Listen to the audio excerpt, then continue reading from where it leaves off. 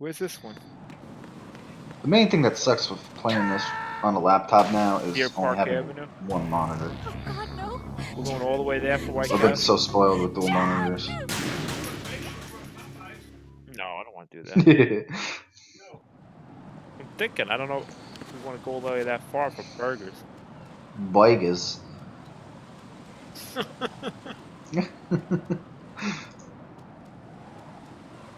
Imperator. You're gonna be cold. Is you is or is you ain't, my baby. Yeah. Alright, let's go. Let's go somewhere. Throw my pants. Right. Is everything I'm ready. all I should right? throw my pants on. Right. Right in. Whoa! It's getting a little gay in here. Right, want to see if she wants... Tell her to... Why, you want to see if she wants to take the ride?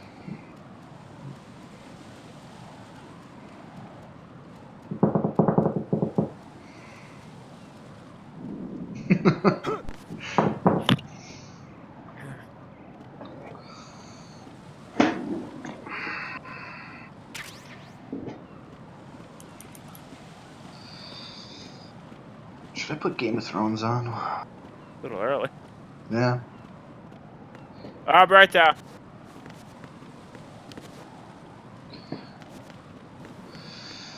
I could. I forgot what I used to stream.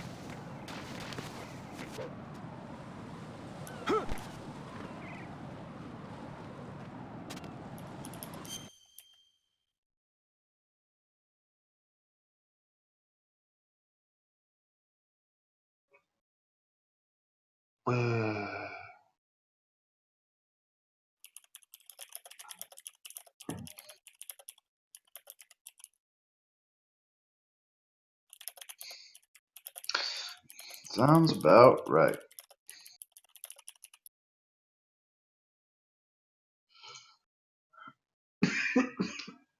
Who are the division leaders? This is not a pretty sight. Oh. No one's pulling that far ahead. Well, Ray's kind of far. Hurry up and check the situation.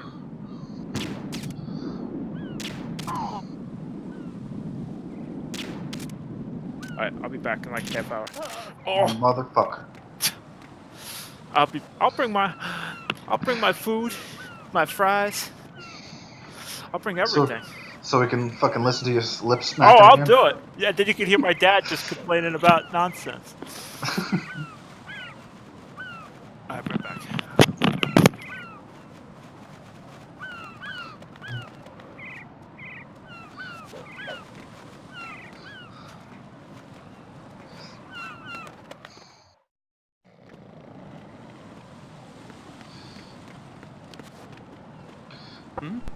I love how in fucking Metal Gear Solid 2, the Russians were Russian, but in the one where you're actually in Russia, they're...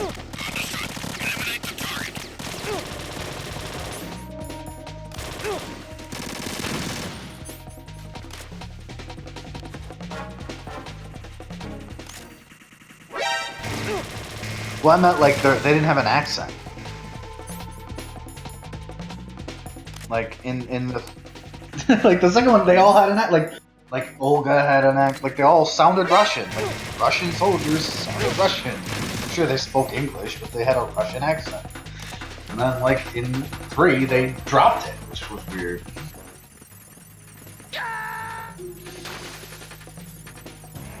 Oh God, no! Jack! Jack! Jack! I love the big shell. Dun dun dun dun dun dun dun dun.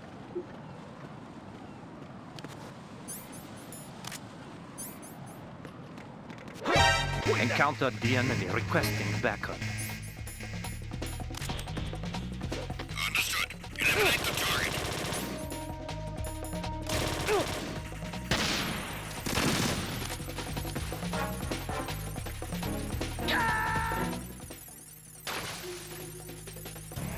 No! No! Jack, please answer me! Jack!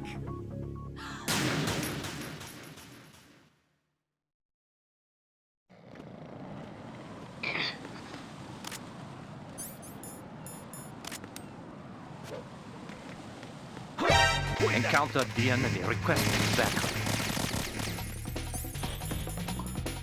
Understood. Eliminate the target.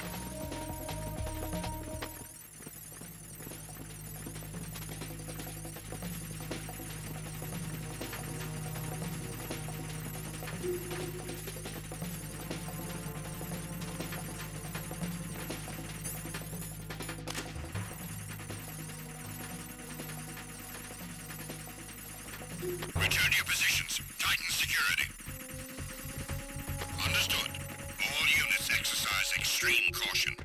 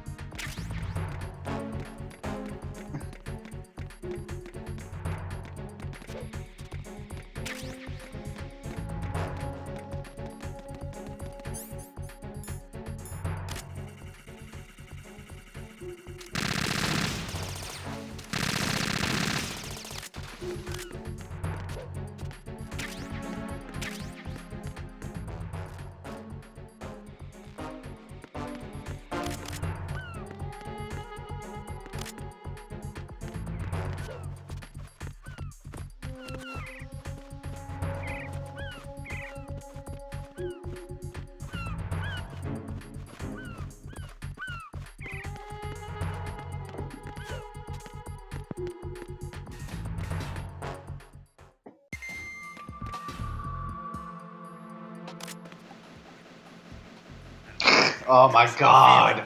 Then screw your plan. I've been waiting for this day for 2 years, and I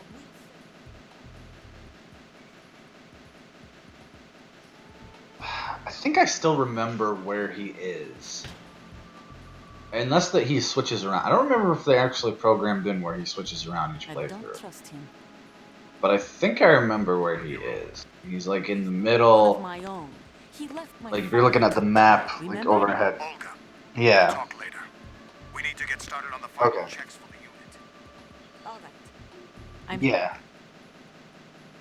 Yeah. The upper connecting bridge to Shell 1 is down.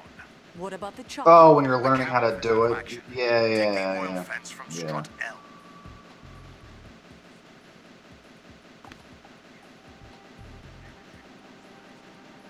The intruder. I forgot Johnny's in it. Snake. Luck on his side, certainly. Isn't it? He Supposedly. survived that explosion. Yeah.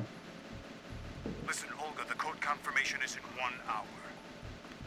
Keep the president alive until then. I know. No one gets in here. Turn the currents on. Of course.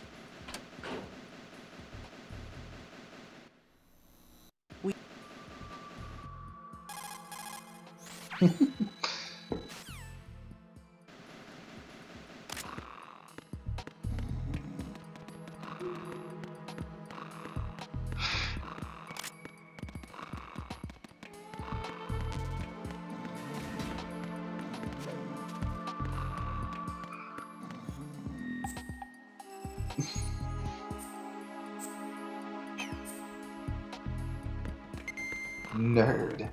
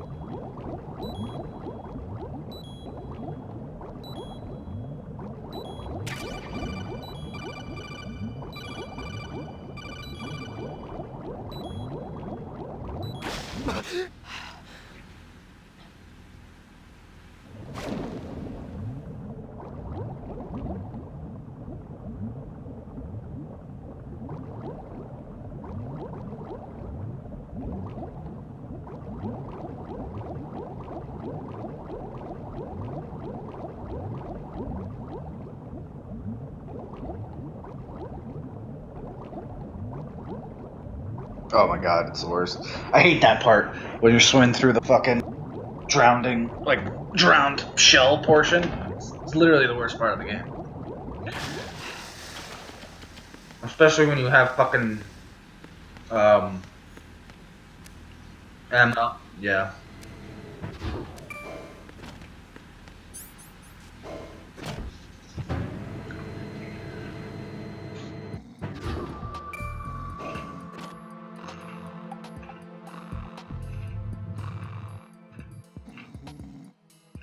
I've pissed my pants, and there's not a thing you can do about it.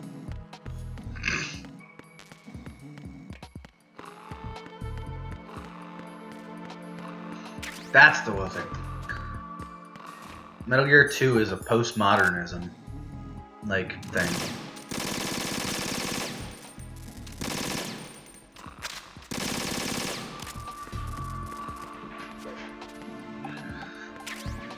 Watching the Super Bunny Hop thing.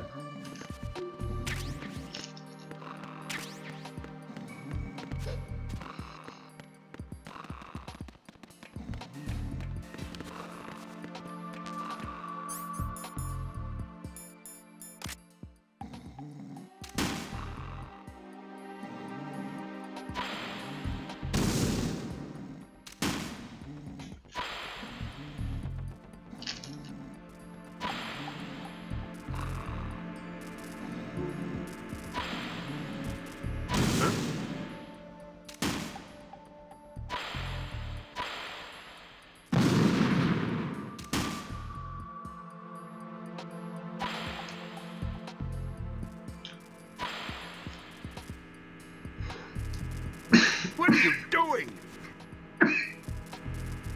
Stop it!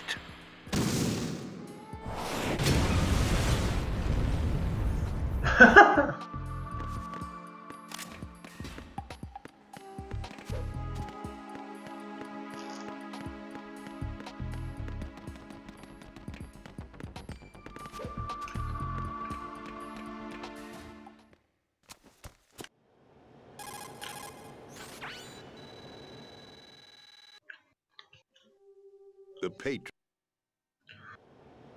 I wish. That's right.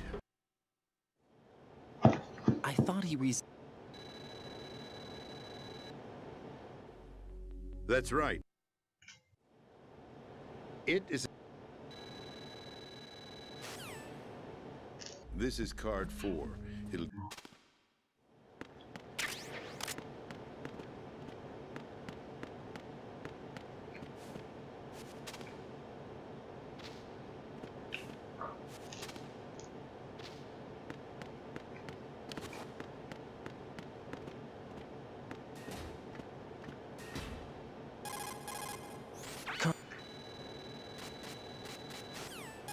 What?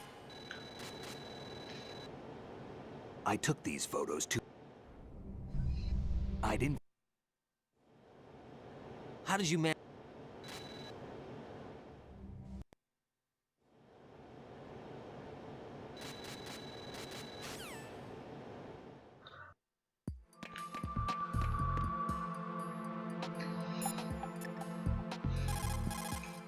What can I do?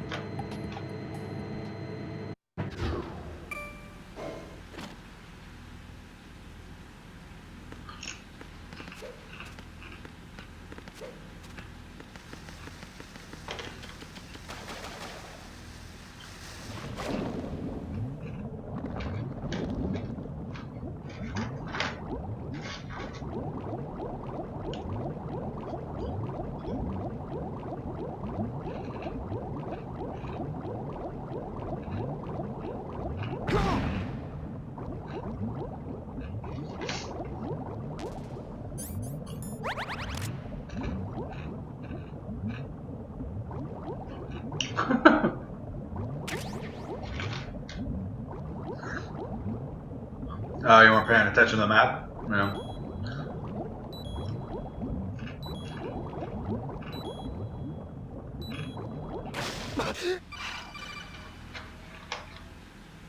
Raiden, are you reading?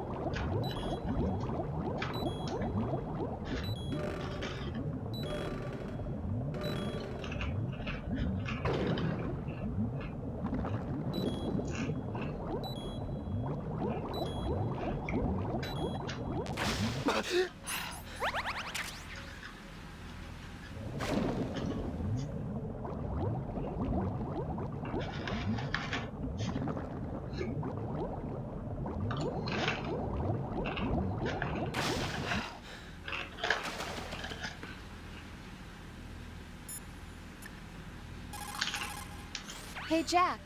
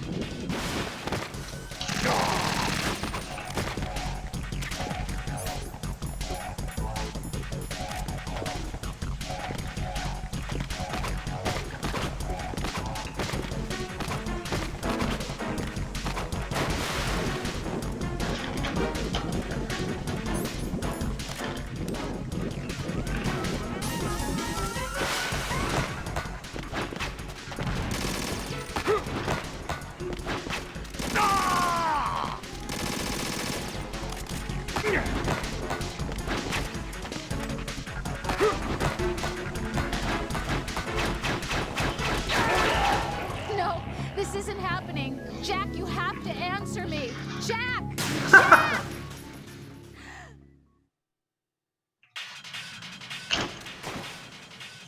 Jack!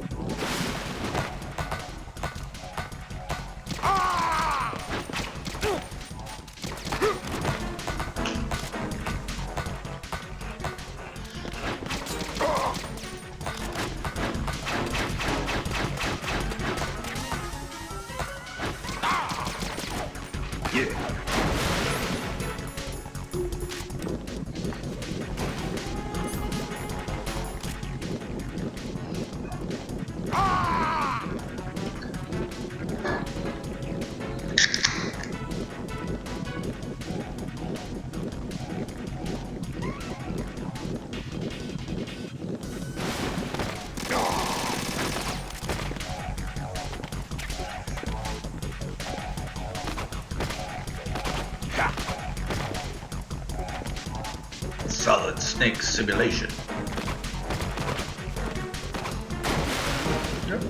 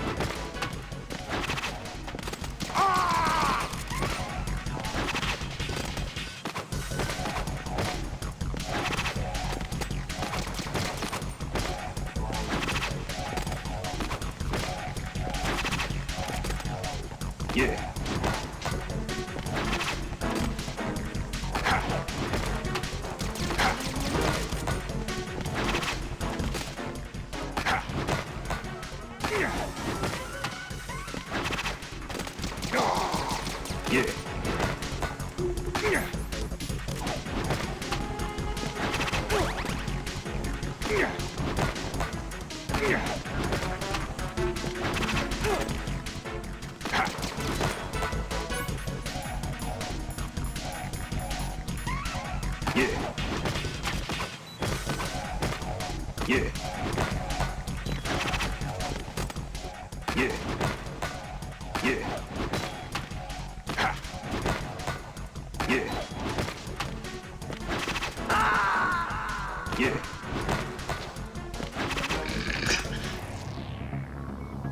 fucking knives, man. Raiden!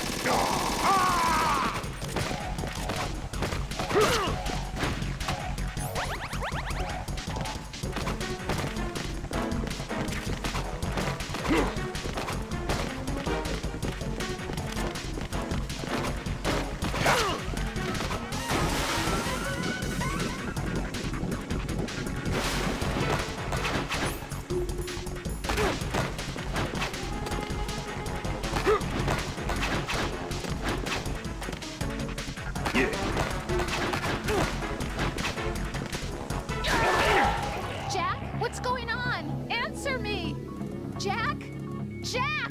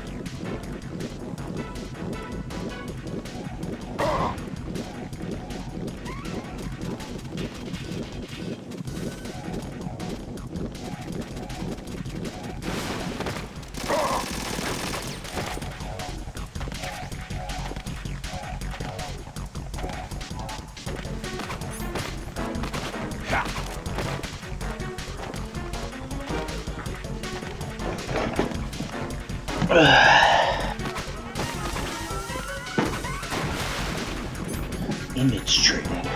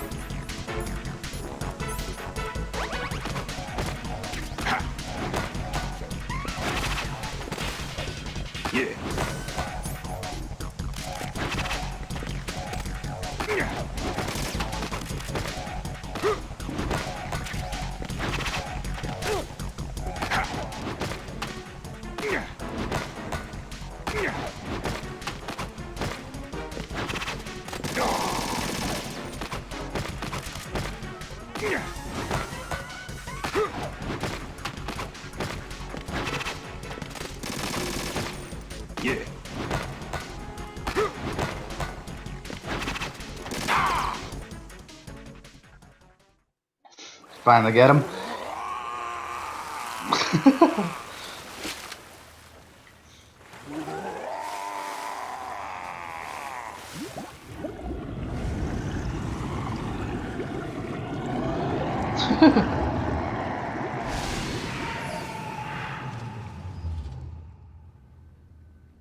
Oh yeah.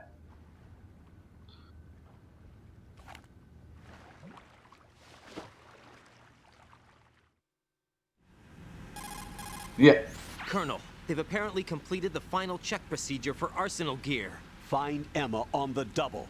You've got to get her to an... Snake.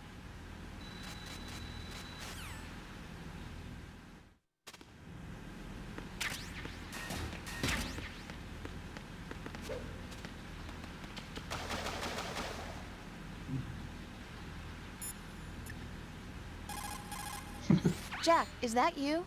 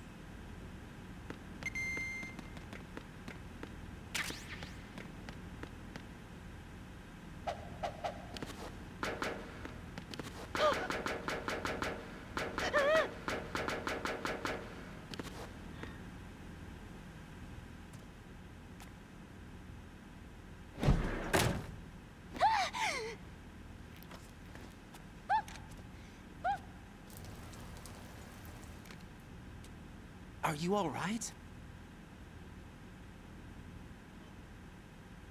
Who are you? Can you hear me?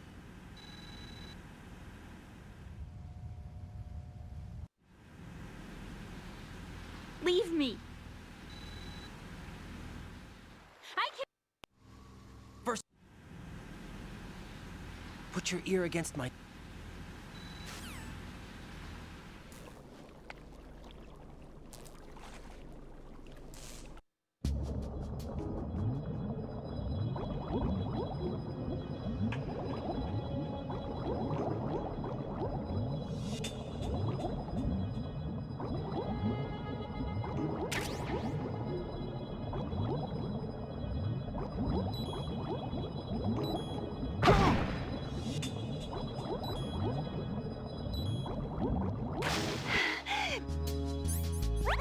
Nice.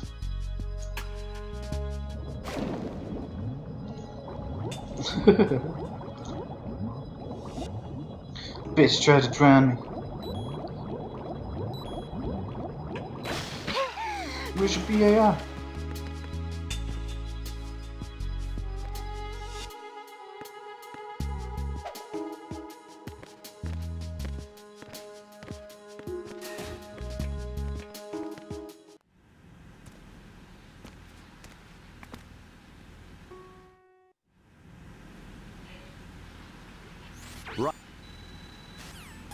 Raiden.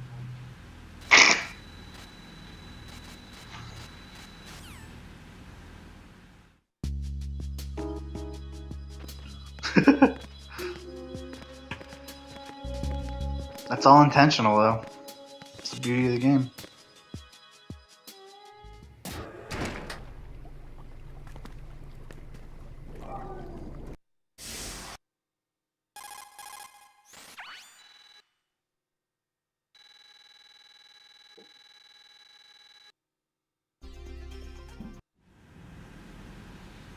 Let me guess. The Y2K counter... That noisy over...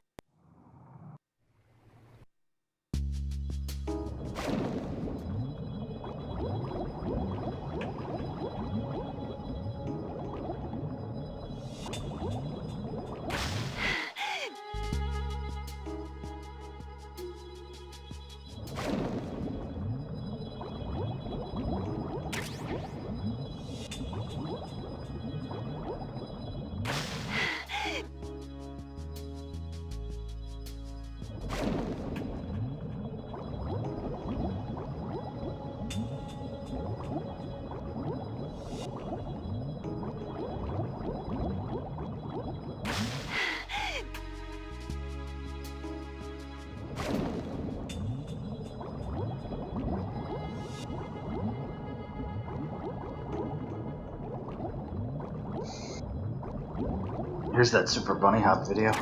Just watching it. Good. So good.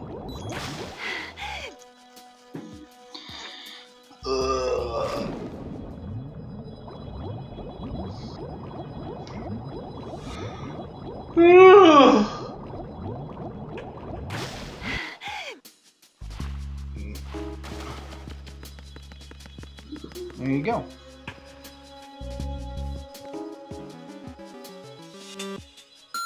Really about everything you know, really makes me like and totally think rethink about why that you game. know it. Because Are our thoughts simply playing it when I was like previous 11, I never experiences, or do we have actual real control over them? thought of And if it we that do have deeply. That control over our thoughts, then how do we filter out the objective reality from what we just Yeah. want to be reality? You clicked a link Fucking and ended crazy. up here, and you're probably Right. wondering what all of these questions have to do with the title of this video. This rabbit hole runs deep. You might not have expected what you got, but if you stay with me on this trip, you might be able to understand one of the most convoluted games of all time. It actually took fans years to figure out exactly what's going on here, and more importantly, what it all means. Now, I've made a lot of these videos, but this one deserves a special treatment. Trying to clarify what's going on here is a complicated task from any angle. So, in order to properly explain what happens in this game, I'm also going to have to explain things about the psychology behind marketing and hype, Nightmares grounded in personal realities. the illusion of choice and subjectivity of truth, and buildings! What do all these things have to do with Metal Gear Solid 2? A lot, actually. Because at the end of the day, Metal Gear Solid 2 is a postmodern deconstruction of the deceitful and manipulative qualities of its medium.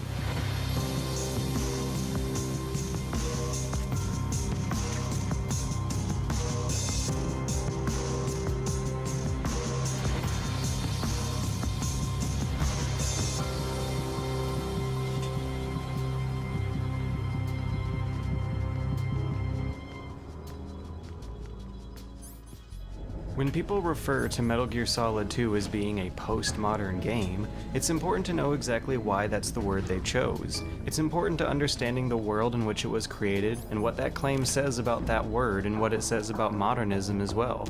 So many people, including Kojima himself, make this claim that it's postmodern without properly defining the concept. But in order to define the postmodern, you also have to know what it means to come after the modern.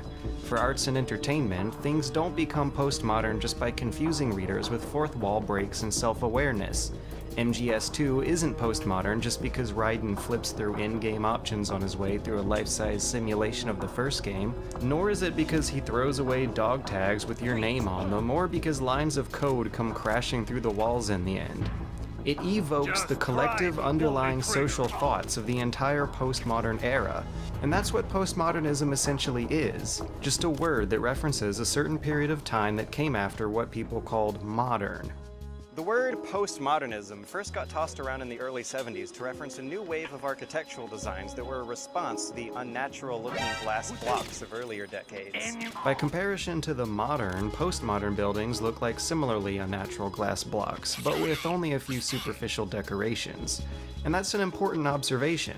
Postmodernity is very much a response to modernity, but it's still working under its same assumptions and limitations. It's very much an extension of a wider cultural shift that started about 150 years ago, when the Industrial Revolution triggered a chain of events that shifted economic conditions towards a new kind of collective cultural thinking. Basically, at some moment 100 years ago, time and space compressed and everyone went crazy. The spread of global capitalism and industrialization led to imperial competition that resulted in World War I, and during that conflict, common sense as we knew it changed. The brutal efficiency of the factory and the railroad meant that time was money and travel was cheap. The sheer scale and longevity of World War I meant that all of humanity was equally capable of the same atrocities. Modern art evoked this cynical pluralism by depicting the same scenes from multiple angles at the same time, always with the clock constantly ticking away in the background. Virginia Woolf and James Joyce happened, and these writers depicted characters who were fragmented, bipolar, or self-aware of their place as characters in books. When city planners jumped on board, they built wide-open celebratory squares that eventually became used as rallying points for brutal regimes. Everyone's morbid obsession with the dehumanizing efficiency of this economy led to another world war, with an even shorter wind-up and cool-down than the last. But industrialism never stopped. In the 70s, the first world's manufacturing economy turned over into a service one. Cheaper jobs got outsourced to other capitalist countries thousands of miles away. Communications got faster, and yet again, so did traveling. The fleeting nature of time and the volatility of business now means that workers live in episodic moments of the present. Kids grow up in phases, and the unemployed are in between jobs. We're always trying to plan ahead, so the future has been folded into the present. And on top of that is the confusing realization that this entire planet, which is actually quite a small and lonely place, is filled with an astronomical number of human beings who all need to be individually respected. In the midst of an entire society of identity crises and contradicting moral values, a new search for greater personal meanings arose. People want a solid moral foothold in this very unstable world, so individuals peruse in and out of major lifestyle brands and political movements. So the postmodern arts and entertainment that evokes the postmodern era are inherently schizophrenic. You have characters with a conflicting sense of time and place, who often have to juggle multiple plots at once, each one with an uncertain context. If modernist fiction popularized meta-narratives, then postmodern fiction popularized metafiction. You have highbrow literature delivered through lowbrow mediums, stories that tell stories about other stories. You have a deconstruction of what narrative rules constitute realism, and fiction that's critical of those dogmas. The nature of postmodern art is to question the dogmas of what came before it. That is, the rules and techniques that were accepted as permanently modern despite ironically characterizing a very brief period of history. And one of the most effective ways to do that is to highlight the context in which art is presented, oftentimes by pranking the viewer into questioning whether or not it's art at all. These urinals and soup cans didn't take a vast amount of skill to make, and they're not pretty to look at, but what's important about them is the context that they're presented in within the art gallery. The real showpiece is how ready people were to put this stuff on a pedestal. These artists knew that they already had fans who would justify whatever they made, and they also knew that people would care enough to argue about it, and even that is a part of the context these pieces are actually showcasing. They use this context to deliver messages about taste and class, or about reproduction or originality. In other words, postmodern art asks questions about art by putting it in an unfamiliar context, and a proper understanding of the context that Metal Gear Solid 2 was released under is required for a proper understanding of the game. More specifically, understanding that context is required to understand how the incredible differences between these two chapters were designed to manipulate fans. Most importantly, the manipulation actually began long before the release of the game. There were already Metal Gear fans who would have bought it and loved it based on the name alone. It's a bit difficult to remember that this game might have been the most anticipated product of its time. Sony was distributing VHS tapes with trailers. People were buying Zone of the Enders by the thousands just for a 20-minute demo. It was a massive step up in terms of fidelity than what we had seen before, and would finally meet the standards for what an actual next-gen game of the time would look like. It was also still a young series, following a cliffhanger ending that left plenty of room for an exciting and dangerous sequel. The hype was massive, and throughout it all, they never once showed us what 90% of the game was actually going to look like. They never hinted that Raiden was going to be a thing. He isn't even on the back of the box, but for all intents and purposes, he's the main character of the game. But even after the game's launch, you'd be forgiven for not knowing that. After all, the first hour is a carefully constructed tech demo designed to completely pander to fans. This opening tanker sequence is the most convincing piece of misdirection of them all. It exceeds what was shown before. It carefully sets up for a sequel that's almost too good to be true, while also fan-servicing the living daylights out of Snake and Otacon. The first cutscene keeps Snake hidden behind smoke and mirrors for an entire 3 minutes before the grand reveal. And once that's over with, it isn't shy about showing off the gameplay changes either. The game points out that guards are tougher than before, and that you can shoot out lights to play with shadows. There's multiple entryways in a non-linear level design, but the layout of this place funnels you into accidentally discovering the vast amounts of detail they put in here, and how those details affect gameplay. Even Snake's wet footprints don't go ignored, and neither do all these breakable objects, which were meticulously animated before the days of physics middlewares. The attention to detail is crazy, and so far, the callbacks are tasteful. They even throw in a Raven revival fake-out to foreshadow the craziness that's to come. Everything about this tanker is built to showcase the features of an ideal sequel. It's exactly what players expected and wanted out of Metal Gear Solid 2, which would have been a creative and bold, but also self-congratulatory sequel. But then, Snake dies. You're an hour into the game and suddenly the game as you know it starts all over again. And this time, it's an awful lot like the first game. You see Snake dive into the docks of a terrorist-occupied workplace, and he wears a mask while waiting for a guarded elevator to arrive. Even the Colonel's there, saying the exact same lines as last time. There's so many unsettling and outlandish little details in the beginning of this chapter that it's hard to keep track of them all. The tone is considerably darker, and the levels are now linear metal corridors. The dialogue is really stiff and dull, and we find out that Raiden, our new character, who couldn't be any more different than Snake, is going through an almost nightmarish ordeal. His name, his relationships, and even his blood have been taken from him for the sake of this mission. You're currently using artificial blood primed with nanomachines. What did you do with my own blood? It's being kept in cold storage. It will be circulated back into your body when you return.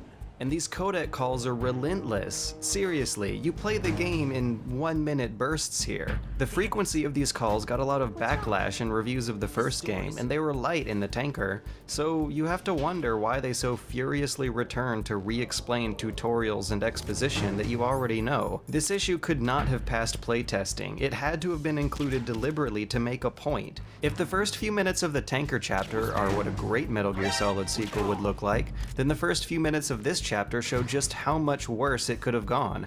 There's stuff here that lashes out against both fans and critics. It's a facade that the game maintains up until the very end. The general pacing of the plant chapter looks a lot like the first game, and that was deliberate too. Though it's a totally new story, it's a story both about the events of the first game and also about how we processed those events. S3 stands for Solid Snake Simulation. It's a development program to artificially reproduce Solid Snake, the perfect warrior. The result is a Foxhound Commando. When Foxhound no longer exists, a simulated Solid Snake shaped by VR regimen. Sound like someone you know, Jack? At the very end, the S3 plan reveals that the fans' expectations have been carefully toyed with this whole time.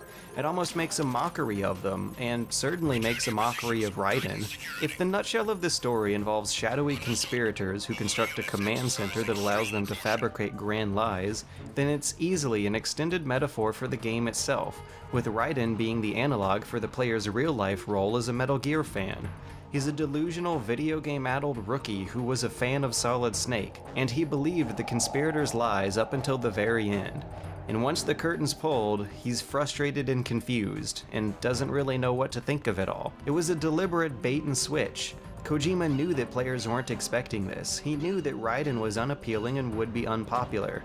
He knew that people weren't gonna like it, and used that to tell the story. Like with the urinals and the soup cans, it's a piece that uses context to make its message. The message is about fanboyism and hype. It's about the environment that surrounded the game's launch and what they expected it to do. If you already know that the main character isn't the guy on the box, then the shock value of that twist is spoiled. To take the fans' expectations and deliberately betray them before making an outright mockery of them was ballsy as hell, but also a financial powder keg. Keep in mind that this was one of the most expensive productions of its time, and to throw its customers for that much of a curveball could have easily been career suicide for these guys. Even its own sequels haven't danced as close to the fire as this one, so it's no wonder that the very next game actually plays it much safer. In comparison, the events of Metal Gear Solid 2 seem almost alien to the rest of the series. Like so many other works of postmodernism, there's a loose sense of temporality, and a shaky grasp on what parts of it are supposed to be realistic. There are so many inconsistencies and holes that the fiction of this game might not even be rooted in the fiction of its own series.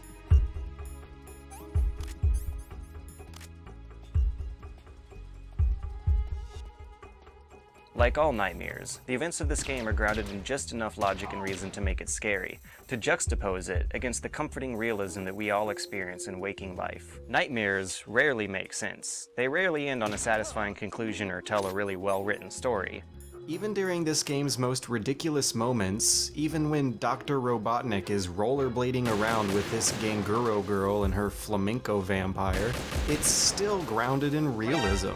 It's a magical realism, one where this kind of stuff can happen while still maintaining the presentation of a gritty, R-rated hostage movie that ostensibly takes itself seriously. And the funny thing about these nightmares that take themselves so seriously is that they're usually very aware of the fact that they are nightmares. And that vampire too, it's like being in a nightmare you can't wake up from. Jack, snap out of it. The nightmare that happens in this game manifests that self-awareness by staging it all as a VR simulation. If you're going to look at it from the wider chronology of the other Metal Gear games released before this one, then that's seriously the only way you can explain away what's going on here. For starters, the preparatory logistics of Raiden's mission bogs down once you ask how he was supposed to get through the oil fence without Snake doing it before him, which is odd because the Colonel constantly reassures us that Snake wasn't an intended part of the simulation. Because they were never a part of the simulation. They're an unknown factor.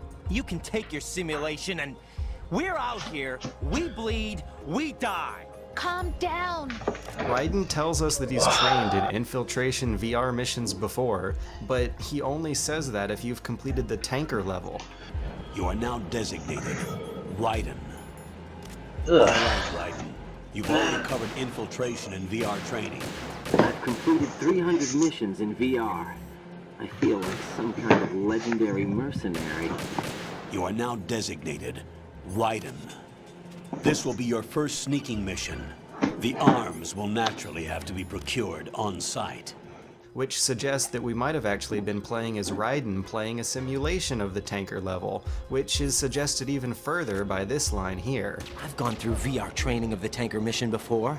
Yeah? Well, I doubt it accurately simulates the events of that mission. It's also weird that in these flashbacks of the tanker mission, we're being shown a different tanker than the one we actually played. It looks like cut content, like the lengthy escape sequence that didn't make it into the final version of the game. Instead, we saw the tanker just snap in half and Snake spill out. If the details of this flashback are supposed to be canonical, then how do we know if we're looking at Raiden's VR mission or Snake's actual flashbacks? The plot of this game leads us down a loop of circular logic. We're also told that Raiden's VR missions are indistinguishable from the real thing, which he oddly says after encountering a supernatural vampire.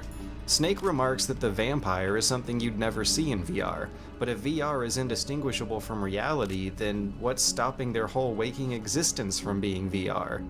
I've had extensive training, the kind that's indistinguishable from the real thing. You won't see that in VR, I guarantee. We can already see from the cutscenes that there really isn't anything stopping unrealistic characters from showing up in VR, so how could he possibly exist if this wasn't VR? The reality that Raiden had prepared himself for is torn apart, and quickly turns into something more surreal. The name associations teased up to this point suddenly get taken literally, like how the Colonel, who's actually the AI core of GW, actually plays the role of a computer kernel. The big shell is a shell interface that Raiden uses to interact with the simulation. His real name, Jack, is a plug we jack into to interact with the shell, while the kernel processes all of our actions into plot outcomes. Suddenly, the fact that he flips through your game options screens inside the game no longer looks purely utilitarian. Right around the time that the AI kernel is revealed, lines of code begin to seep through the walls, and soon we hear Snake say this. If you run out of ammo, you can have mine. You got enough? Absolutely. Infinite ammo. This is the smoking gun. Here's Solid Snake, the picture-perfect representation of what Snake looks like as an idealized video game hero, just as he appeared during that glorious and fleeting first act. Even better is that he has cheats turned on, literally. This line of dialogue references an unlockable bandana from the first game that gave you unlimited ammo, so in this part of the game when Snake and Raiden are fighting alongside each other, what does he do? Well, he tosses you unlimited ammo. This nightmare isn't based on a fictional reality, it's based on our own.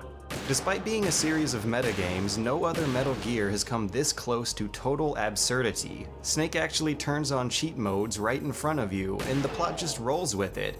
It's even underplayed. They make way less of a spectacle out of this than they do other fourth wall breaks. You're just supposed to roll with it, but it's absolutely unreal. About an hour later, we see Raiden directly reject the player's control to end the game. His girlfriend has been working with and reinforcing the Colonel's decisions this whole time, and is revealed to be another AI construct before suddenly appearing right in front of him in the flesh. Does she exist or not? Does it matter? We can tell that Raiden is almost completely delusional at this point, mostly from being a self-aware character in a fictional video game. Snake actually reminds us of that fact. There's no such thing in the world as absolute reality. Most of what they call real is actually fiction. Later on, Metal Gear Solid 4 would come out and mostly retcon this reading of the game, but it's important to know that Metal Gear Solid 4 wasn't supposed to happen. Metal Gear Solid 2, much like number 3, 4, and 5, were all billed to be the end of the series. This ending here was meant to be conclusive. These questions were deliberately left open to make room for a greater message, which is to stop worrying about canon and learn to love subtext. Of course, this story is a linear mess of holes and contradictions, but in the end, you're supposed to have your own fun trying to come to the conclusions yourself. Listen, don't obsess over words so much. Find the meaning behind the words, then decide. You can find your own name. And your own future. I know you didn't have much in terms of choices this time. But everything you felt, thought about during this mission is yours. And what you decide to do with them is your choice. Games are perfect for liars and sadists. They are manipulative illusions, very deliberately designed to dupe players into believing they have the agency of choice. But in reality, almost every possible interaction and outcome in a game has been carefully cultivated out of rigorous playtesting. Choices are cleverly presented under the false premises of role-playing. You are not a brilliant strategist. You are not a real estate tycoon. You are not cleverly making up these jokes by yourself. You are pretending. You are not a secret agent sent out on a mission to rescue the president, and you weren't last time either. You're tapping on a piece of plastic in front of a TV screen, playing a game. If a recurring theme of this game's story is to frustrate and confront players of the first game, then designing the gameplay around that theme must have been the easy part. It's easy to see that while the story of this game was written with absolutely cutting-edge design philosophies, its gameplay was very much constrained by antiquated design philosophies. It actually gets in the way of clarifying the point of the story. By comparison, look at Spec Ops. That game wowed critics by featuring a story with elusive causality, a delirious and delusional character, one who was deconstructed by the player's actions. Both games judge their audience while also asking their audience to judge themselves, and they both embrace ludonarrative dissonance in a morally unstable and cliched military setting. And of course, both games were falsely advertised. But one of these games struggles to make its point. The other demonstrates it vividly, and sparked a critical revelation. Spec Ops succeeded at pulling off all the stunts that backfired for MGS2, and there are a lot of reasons why. Of course, all of the Metal Gear games are loaded down with a lot of sequel baggage and bloated writing, but this story isn't supported by the player's actions nor driven by its core mechanics. Raiden's crisis of self occurs because Emma Emmerich uploads a virus to the core AI. Walker's crisis of self occurs because the player thoughtlessly shoots and kills hundreds if not thousands of other human beings. It's also odd that this heavy narrative about illusory choice is presenting an awfully choicey game. There's an incredible amount of different ways to sneak past guards. Your inventory is huge. There's an enormous amount of tricks you have up your sleeve if you bother to sort through them all and pick them all out. The downside is that this expansive toolset is bogged down by a bunch of fluff items. Seriously, how many people actually use the microphone outside of its one room? And unfortunately, it's not easy to pull off a lot of these moves thanks to a camera system that uses claustrophobic horror game angles. In the plant chapter, you have to do a good deal of sneaking without the radar, and that just shows off how much of an elaborate process you gotta go through just to point the camera at what your character is looking at. You gotta hold the direction buttons towards the wall while holding the triggers, and then you wiggle the stick. And you can't let go of any of these buttons without breaking the action. The first-person mode is a godsend, but peeking around corners with it limits your mobility and also exposes you from cover. By comparison, sneaking through the levels in the first Splinter Cell is night and day. They came out around the same time and proved that you can pull off a lot of these same moves with a much simpler control scheme, largely thanks to a completely controllable camera that's always peeking just over your character's line of sight. In fact, future Metal Gear games would take that very same camera from Splinter Cell, and suddenly you no longer have to worry about getting spotted by guards who are out of frame. This anachronistic conflict between modern-day philosophies and dated sensibilities is further reflected by comparing it with modern art games, which usually use more abstract tokens to clearly demonstrate complicated concepts. Thing is, despite the game's mind-boggling postmodern plot, there isn't much of it reflected in the minutiae of its gameplay. Up until you run through Arsenal in the very end, its story about misinformation and misleading expectations is primarily delivered through cutscenes and not gameplay. But all that brilliantly changes in the third act. Like Spec Ops, the game boils up frustration and confusion that's shared both by the player and the character. It finally erupts here, breaking all conventions in a way that's still disturbing to this day. All of the plot's problems are resolved here too, and they're also finally being reflected by the gameplay. We were shown Hollywood action films every day. The kind with macho guys and big guns. They call it image training. This monologue, when Raiden is talking about his past as a child soldier, that is the precise moment where the game breaks over itself. This line, where we find out that our character's backstory was a lie and that his real story was shaped by fiction, that's when players knew that the author has been subverting, betraying, and rejecting their expectations all along. And the reason why it works so well is because it breaks all the conventions and expectations that we've now grown accustomed to.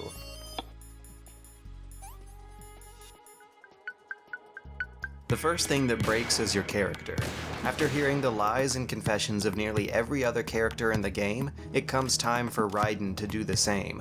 In this cutscene, we find out that he's not actually the effeminate wargame-trained rookie that we were so shocked to find ourselves playing as earlier. In fact, he has a backstory that's more sadistically macho than pretty much everyone else.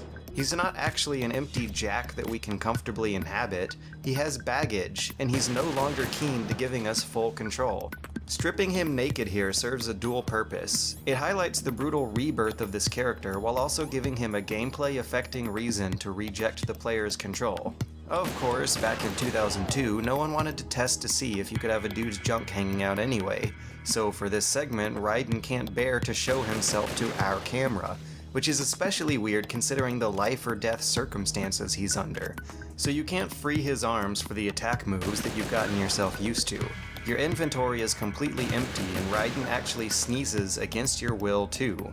Your vulnerability and confusion couldn't be more overstated, especially because this chapter also breaks the physical space of the game, beginning by framing the scene in the memory of Shadow Moses.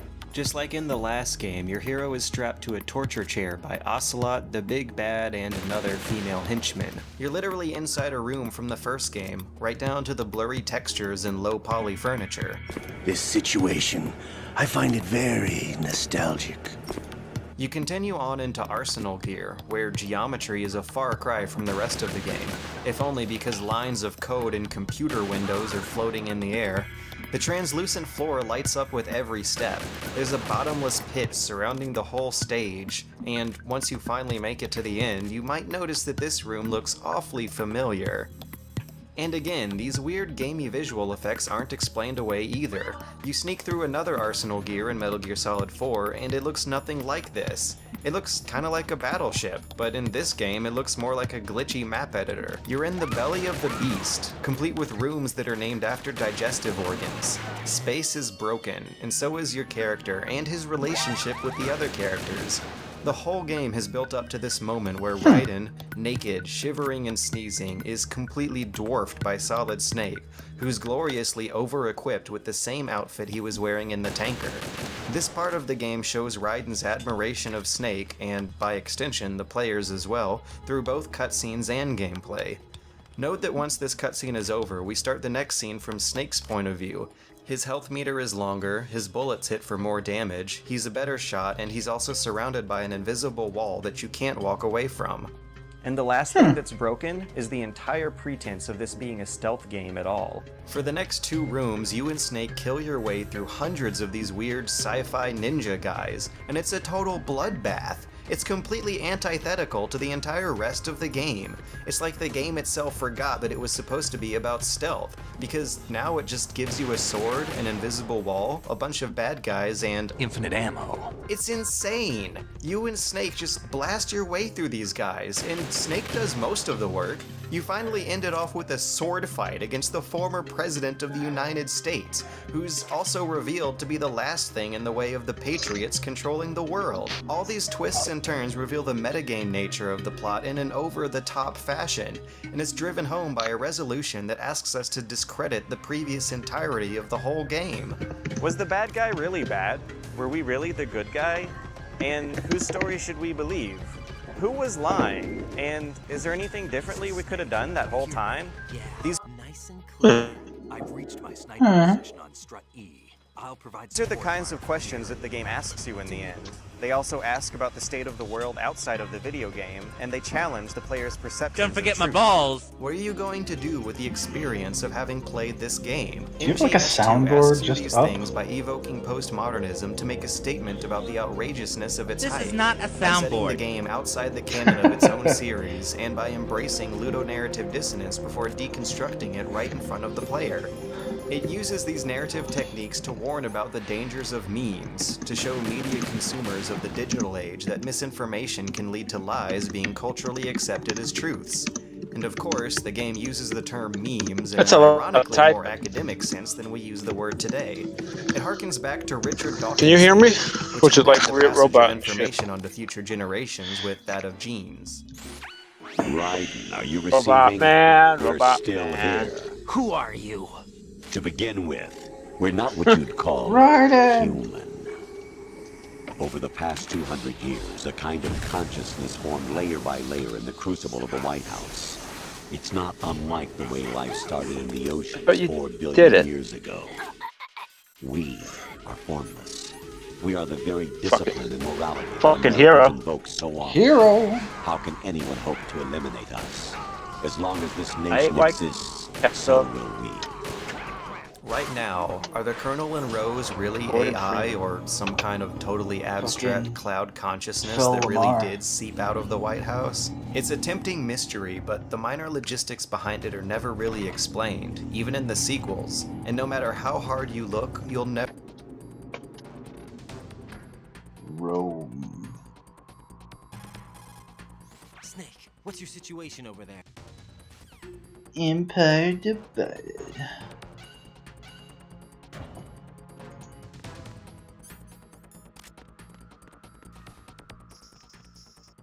Sega.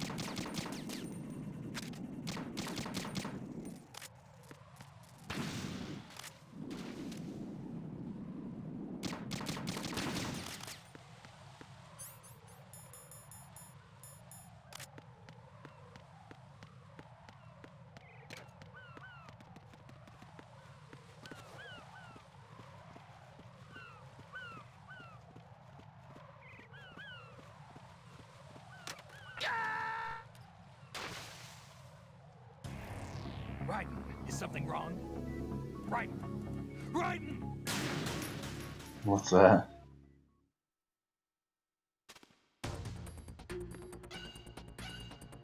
Yeah. Yeah.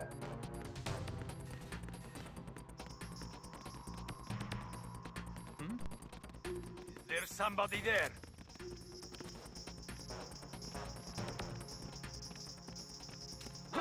Who the enemy. I need that.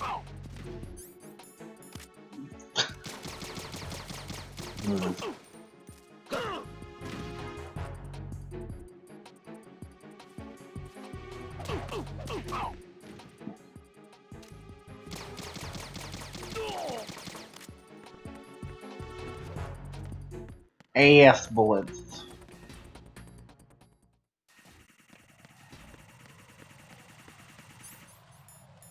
Check that ass, bitch. In the... What you got?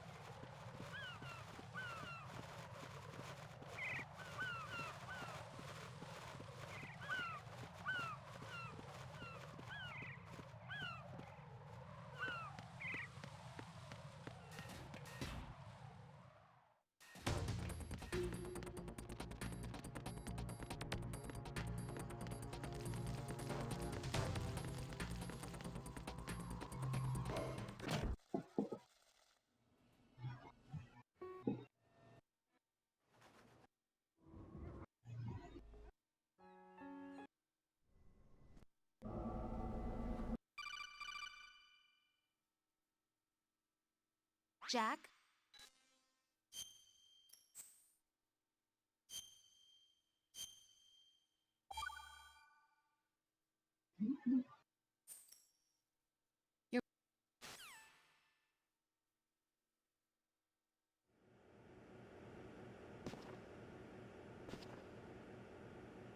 It's been a while, hasn't it, Jack the Ripper?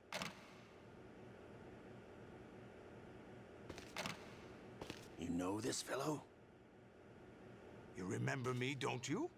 You've grown. High concentration of cerebral implants. Have they altered your memory, too?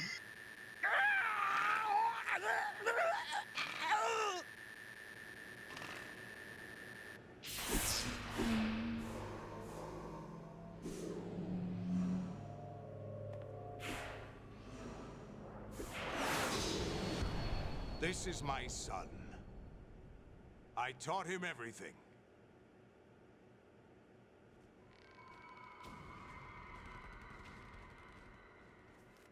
Starting. I never thought I'd see you again. You know me?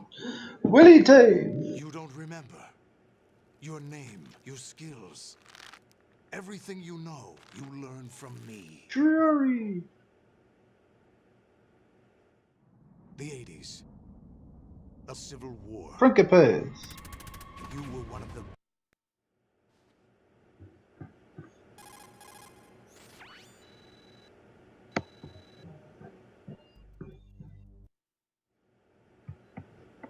So you... Olga, you can't keep this up. They're bound to find you. Listen, I'll free you in a little while. Brace yourself.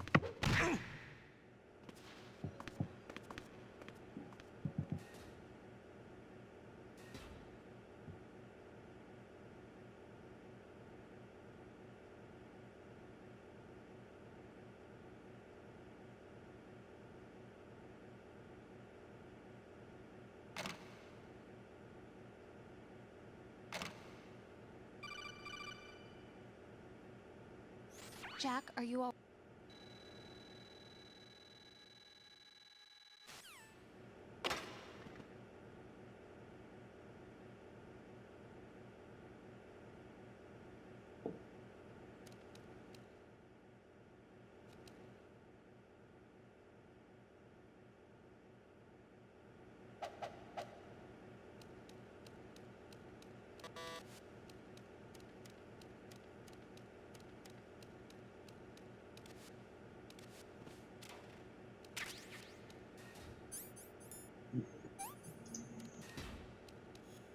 Roma.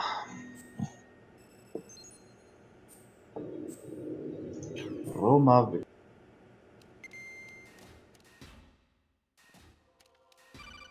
Arsenal. Yeah. Raiden. Hello.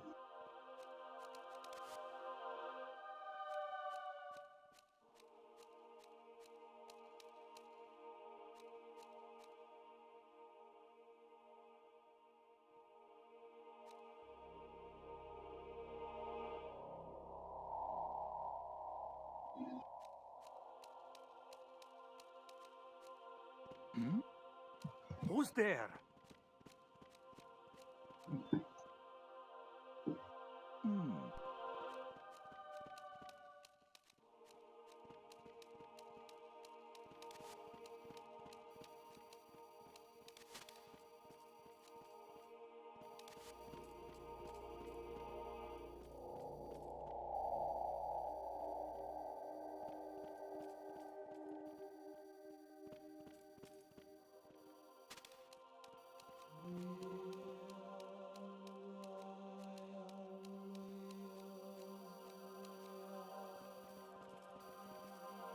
Hmm?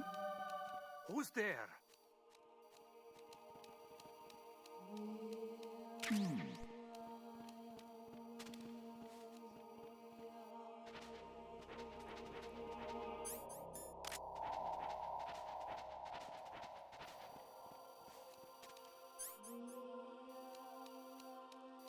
Hmm? Who's there? Hmm.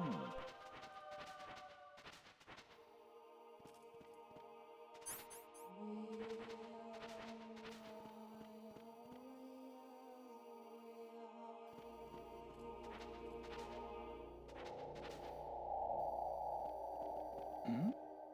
Who's there? Enemy intruder sighted. Send additional personnel. Understood. Eliminate the target. Dingly dangles.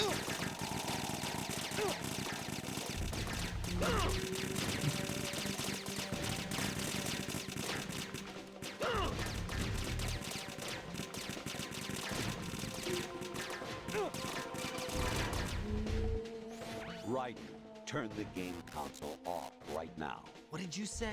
The mission is a failure. Cut the power. You've been right playing now. the game, What's bro. wrong with you? Don't worry. It's a game. It's a game just like usual. You'll ruin your eyes playing so close to the TV. What are you talking about? Raiden, something happened to me last Thursday when I was driving home. Turn off the game now.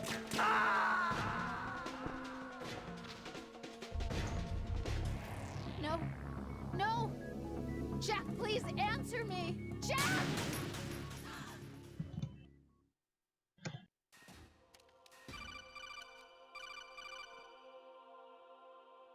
Even my patience has its limits. I just can't leave this thing up to you any longer. I'll do the fighting. You can just go home.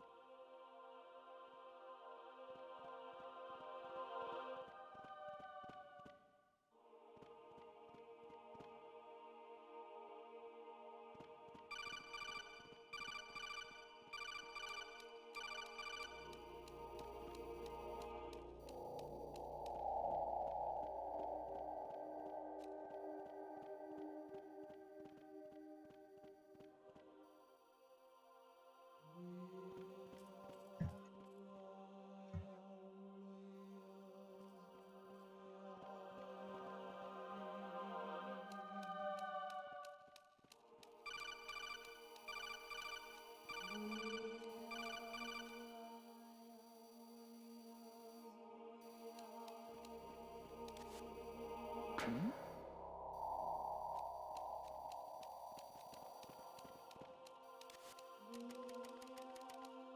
Hmm.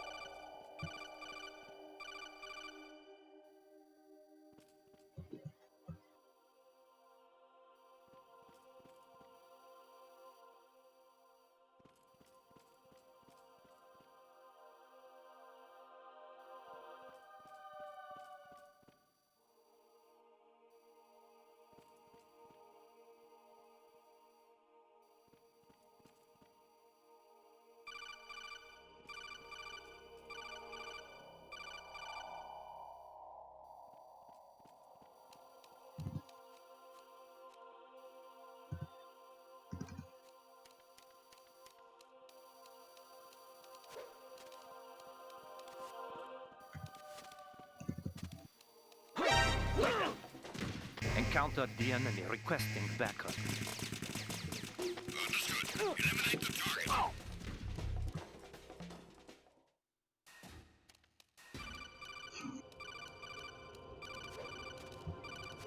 Snake. Variety level 13.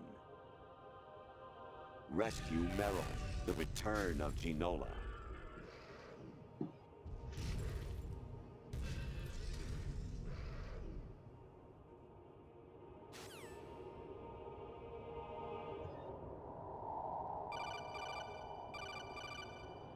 I hear it's amazing when the famous purple stuffed worm.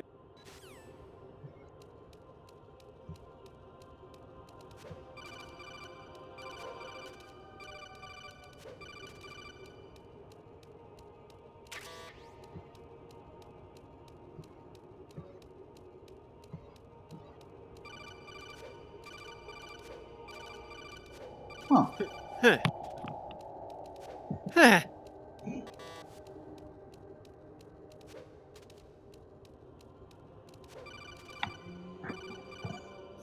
Your mission is to infiltrate the Fortress Galluade. Rescue the... You're not really Colonel.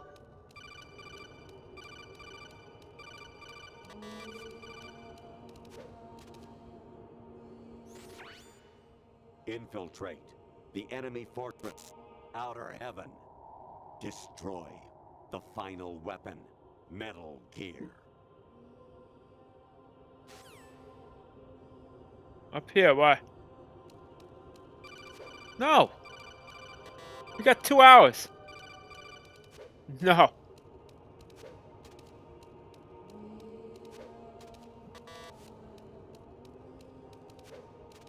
No, it's just done.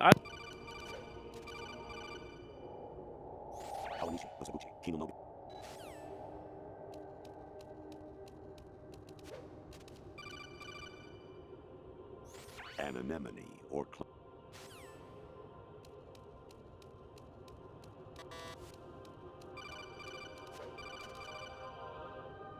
I was a North American fall webworm in my past.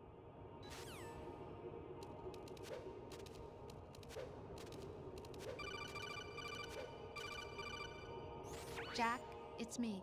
Hi, Rose. Jack,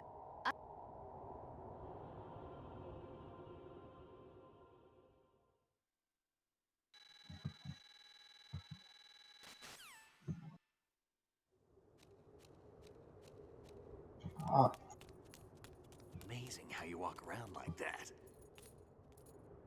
Snake! Been waiting long? Yeah. Yeah. Dad wants to watch Game of Thrones. I'm like, 2 hours early.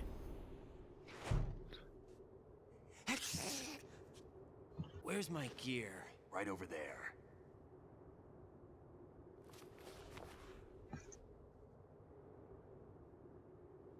That's more like it. Everything you had when you were captured is still there.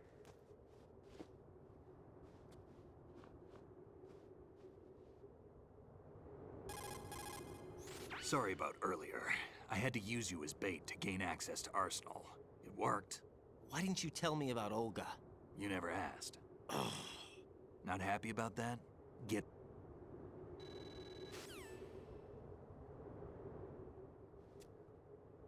Move the right thumbstick up and down to make a vertical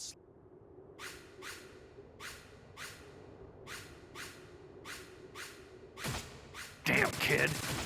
What are you thinking?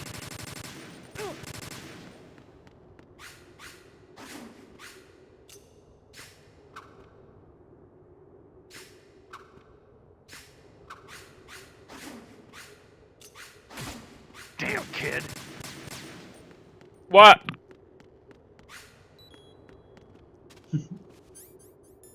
What? I don't know.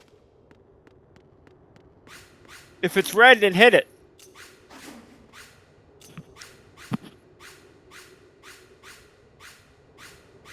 Is it dark enough down there? Yeah, it should be, right?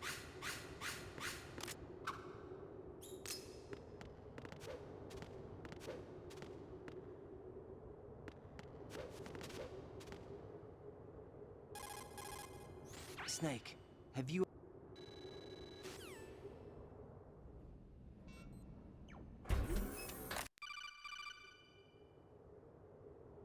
Snake, Raiden.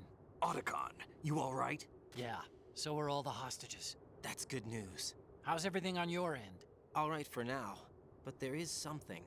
What? The Colonel's last transmission was strange. Strange? How? Just Whoa. strange. No idea. Interference? I don't know. Where is this Colonel? I don't know. I've never met the man, actually.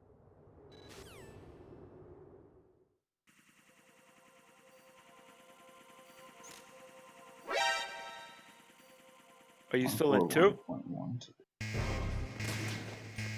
If I remember correctly, that's actually that's Meryl's fucking codec. Use this. Is it his from the first one?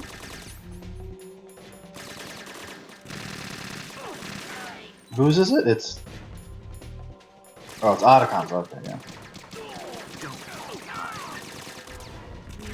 Yeah, because in the game he tells you it or whatever, but then it doesn't save if you put it in. Yeah. Well, I thought it would be saved like all the other ones get auto-saved in. I guess later on in the game, he might message you, right? It comes up probably. Get in there! Raiden, take the item.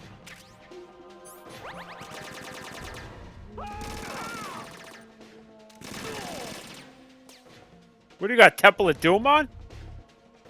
What the fuck is that?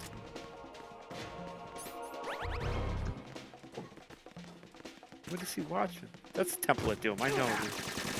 Use this. Yeah.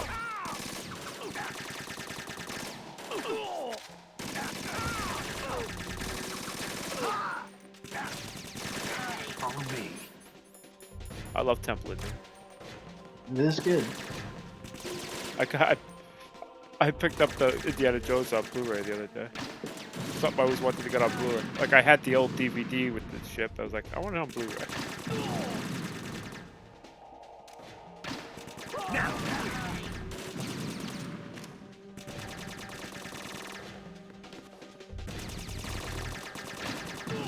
Get in there.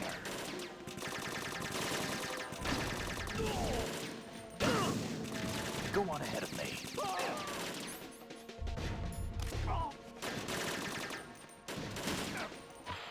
Right, take the item.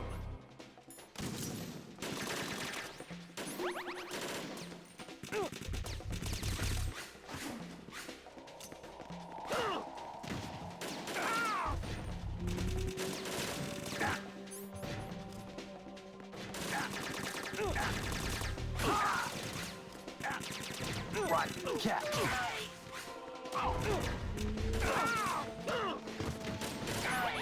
Oh, what? Huh.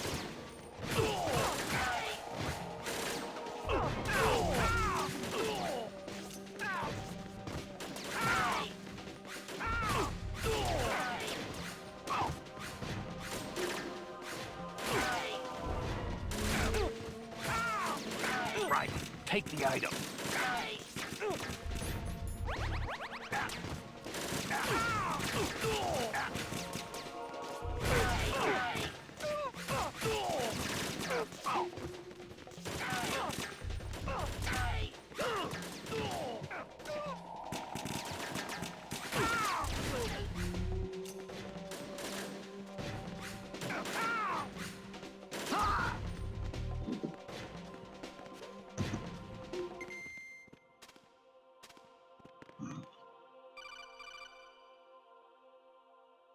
Raiden, about this Colonel of yours.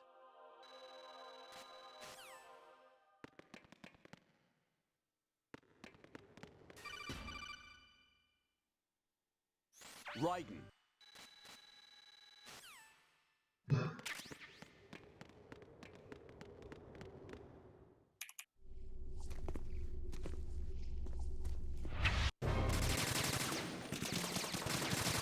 Right, catch.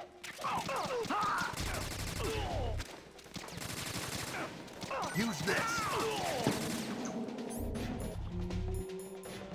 Right, catch.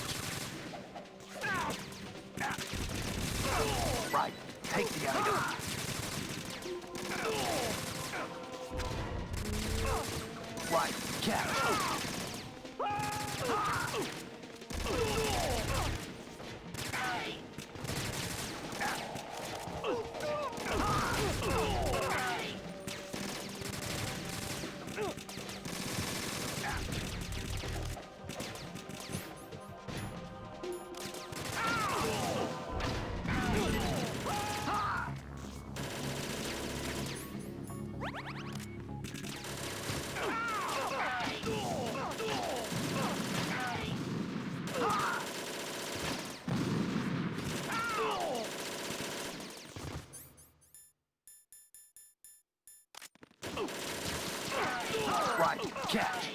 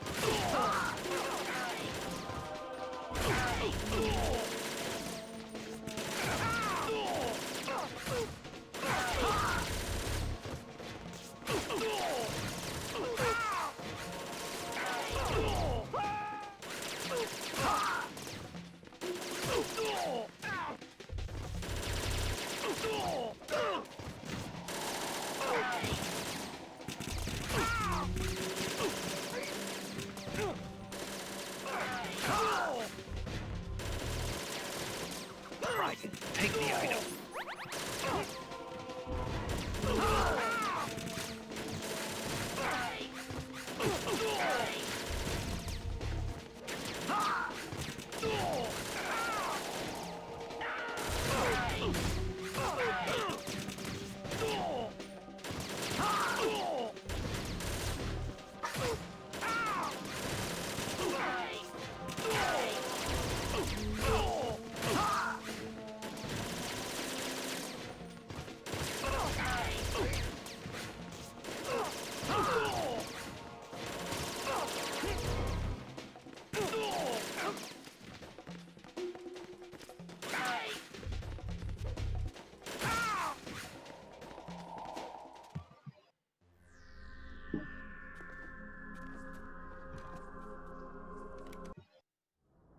It came as a complete surprise when Ocelot discovered the S3 data from GW. Not a bad idea, though. Using fire to fight fire, creating the perfect assassin to retire Solid Snake's brother. S3 stands for Solid Snake Simulation. It's a development program to artificially reproduce Solid Snake, the perfect warrior. The result is a Foxhound Commando. When Foxhound no longer exists, a simulated Solid Snake shaped by VR regimen. Sound like someone you know, Jack? I'm sorry to see you reduced to one of the Patriots' puppets. But I've made use of you, and their plan too. Solid Snake's sudden appearance, your arrival. It was obvious the Patriots were among my ranks. I had to smoke out the agent before the mission entered the final phase. You came in handy, as bait. What's Frank doing? Tarking off? Those He days loves during the Tarkov. Civil War were as real as they come. Every day was absolute. Split I thought that between was life originally on Steam too, but I guess they took You it off ran or some from shit.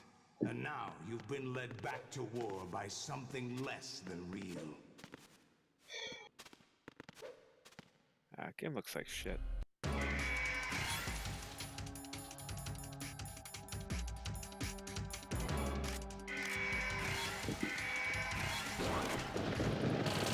No armor.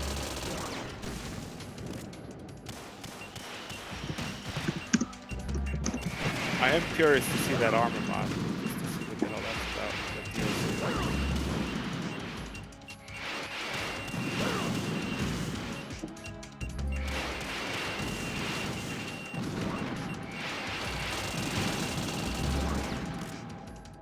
This is Deep Wow.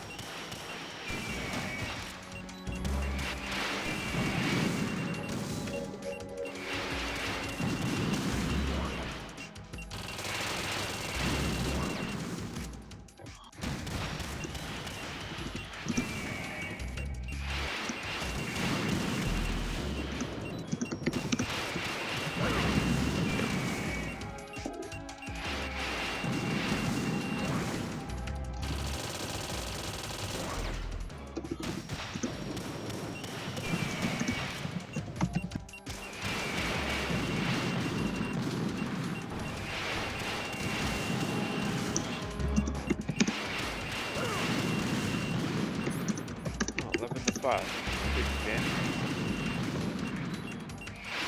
Yankee game.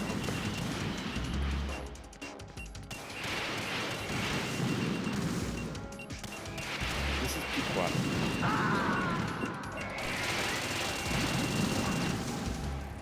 Right, respond. Do you know when Imperator ends, or does it just go on? I don't know.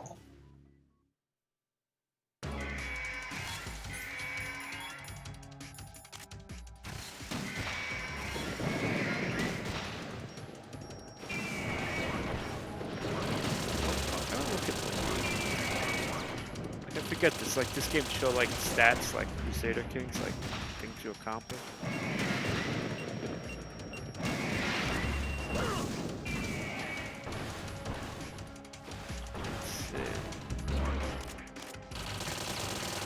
Settings.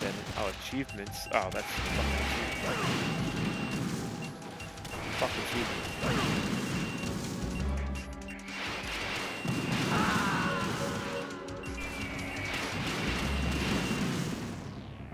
Raiden, come in.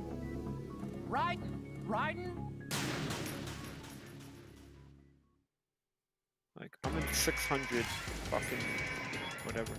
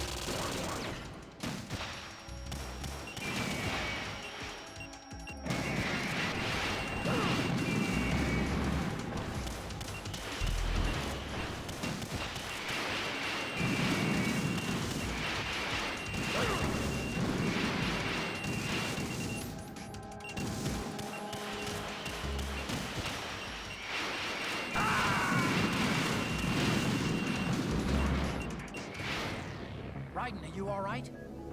Raiden!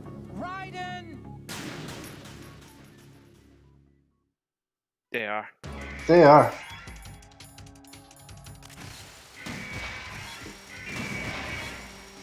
Egypt, Phrygia, Macedon, Rome.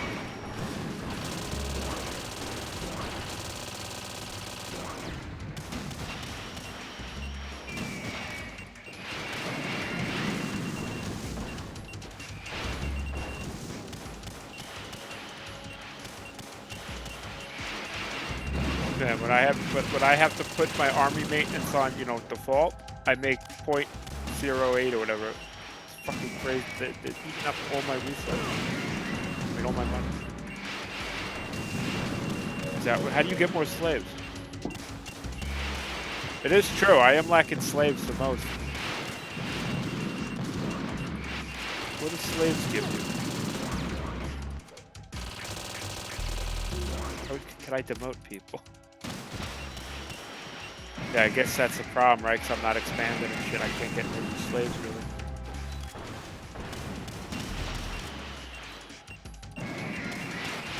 How do you grow slaves?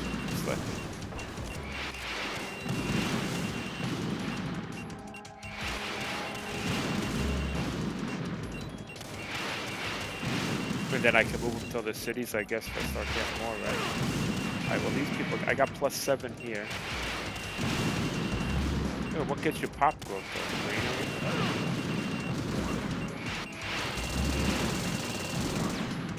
Gotta look into that more. I've been doing a lot of wood. Because that brought me in really local taxes more. If I get some more grain instead.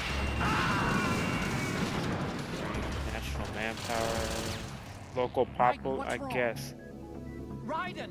Raiden! I lose the tax, but I guess I'd be gaining that.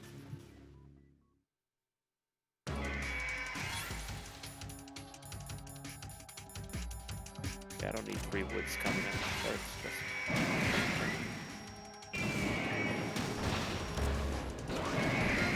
I thought you did. Only 2?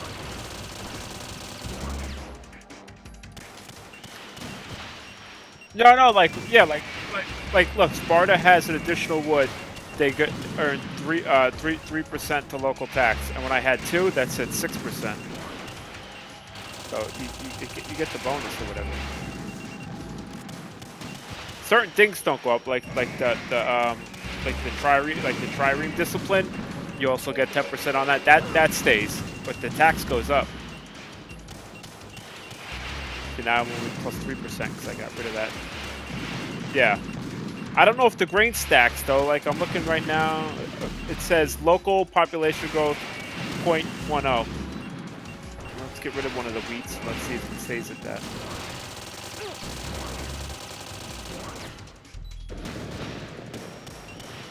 Yeah, maybe only certain things stack up. Oh yeah, say local population growth 0.50. So yeah, it stacks. Certain things stack. I don't know really how much 0.10 is, but I guess it's better than earning tax money. What do fish do? Local growth. Oh, it's the same basically.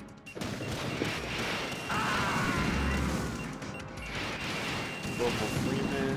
Fish does local freeman. Come in. Local population growth. Raiden?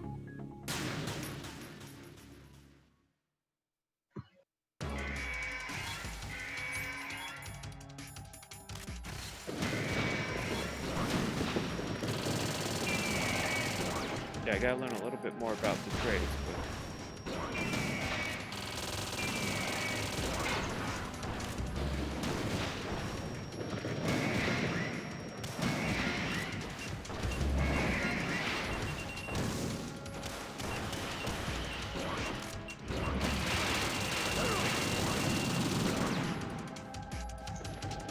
What happened? Not then.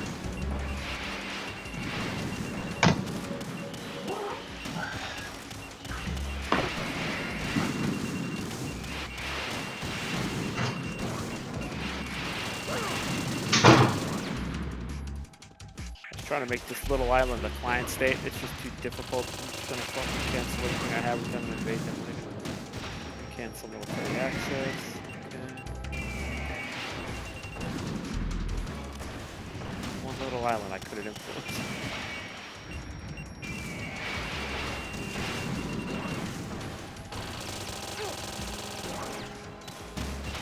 The best too, like Rome was pushing in, you know, like in my kind of area of the world. They had some land along the coast by like Epirus and shit pushing down.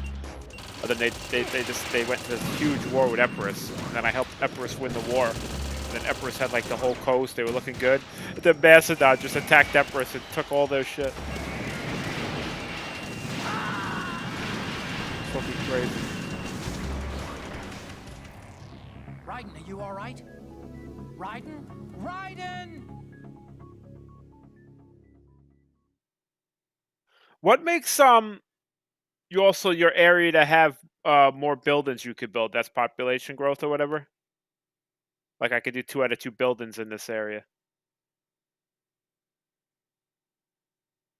Let's see.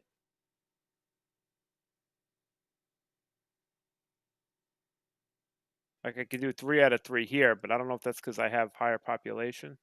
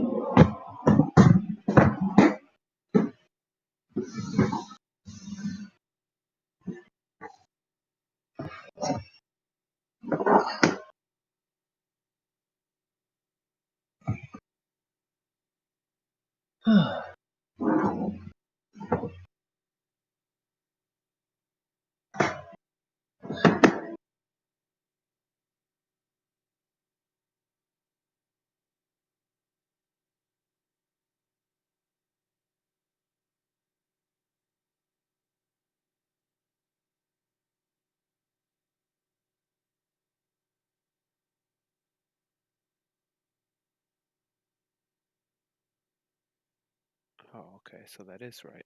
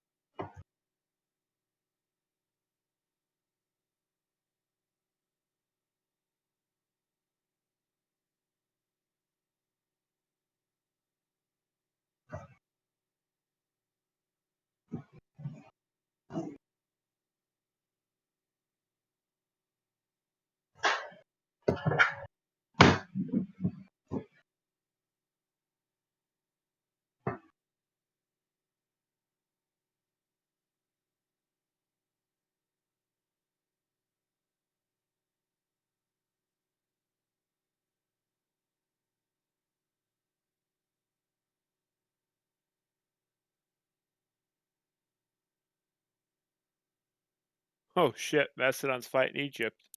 Oh shit. Stat, I got a stat of this.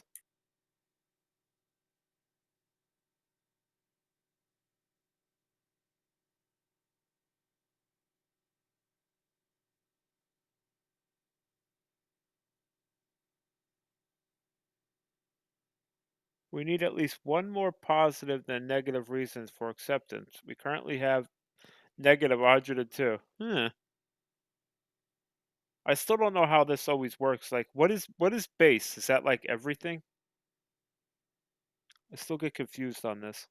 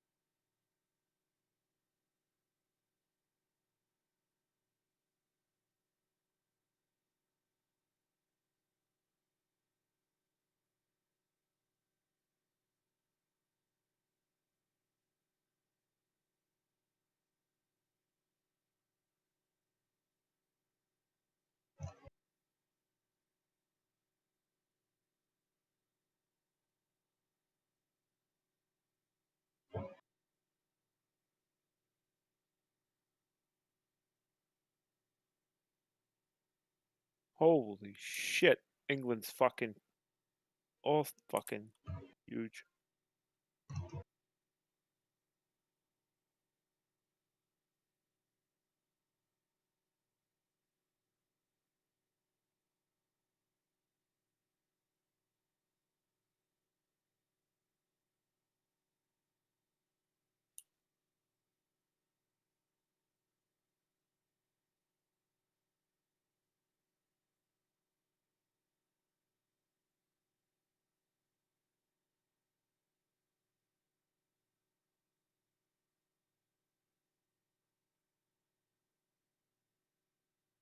Hmm. Hmm. 10, 11, 12, 13, 14, 15, 16, 17.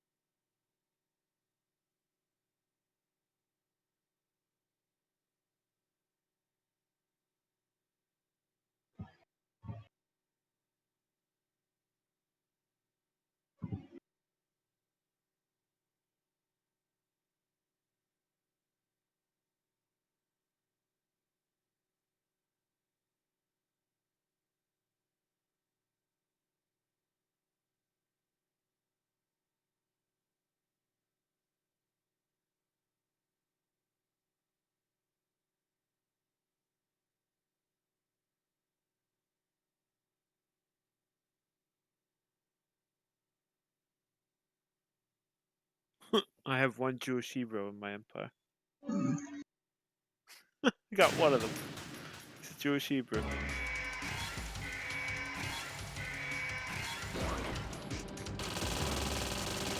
How many people do you need in a city, Rob, so you can build another building? 20? I think it's got to be a number though. I think it's 20 for 3 buildings. Yeah, I think it's 20 for 3 buildings. I'm starting to learn to do it that more. At the beginning, I wasn't doing that much, like migrated people that have like extra people. I can build some more buildings. Like that, I just started doing kind of decently.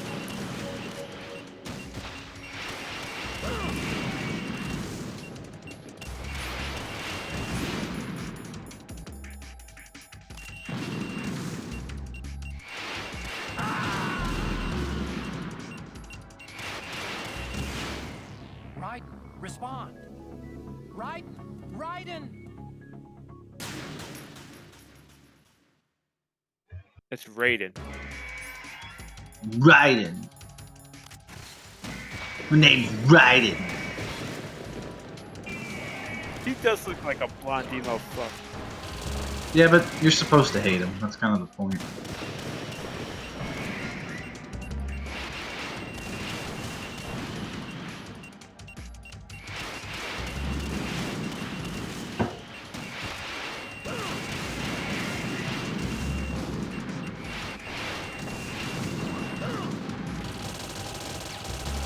I got all my money coming in from trade. I just like the trade part of the game. Like I know I could probably do other shit, but like I put everything into trade. I did that in Europa too. Even though you probably earn less, it's funner. I like conquering. I do too, but I can't. Got Phrygia to the east, Macedon to the north, Rome to my left, and Egypt to the south. I'm literally surrounded. I think right now I'm fucking annexing the last bit of that southern Arcadia island, whatever. So at least I'll have that, and then they'll probably all come crushing down on me. I think that's a decision too. Let's see. Form Arcadia. Yeah, I need 2 cities.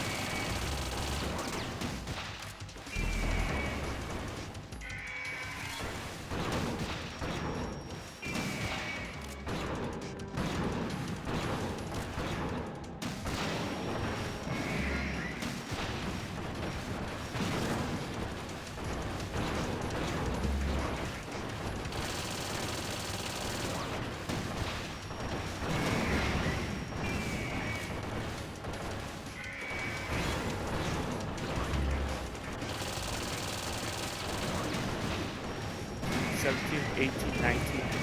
Test the theory right here.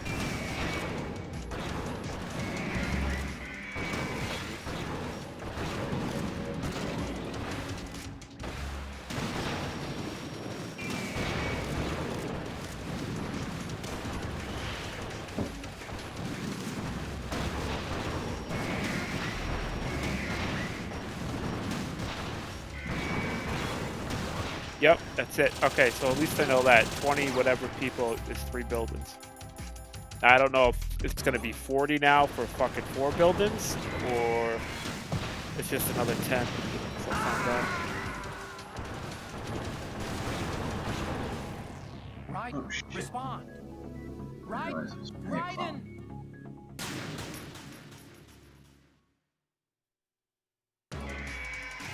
I don't know what give free hands means either. Monthly like, oh, I get corruption. I guess that's the bad thing. Yeah, I always bribe them or make friends or whatever.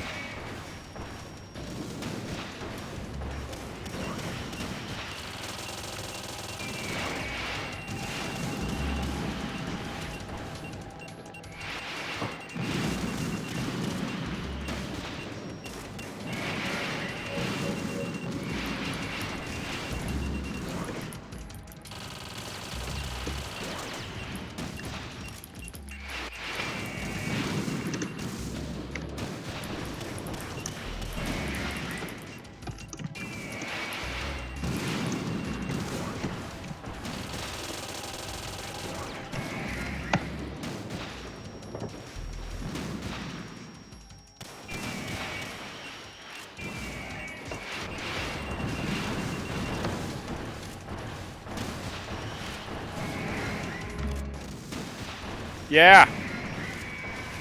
All right.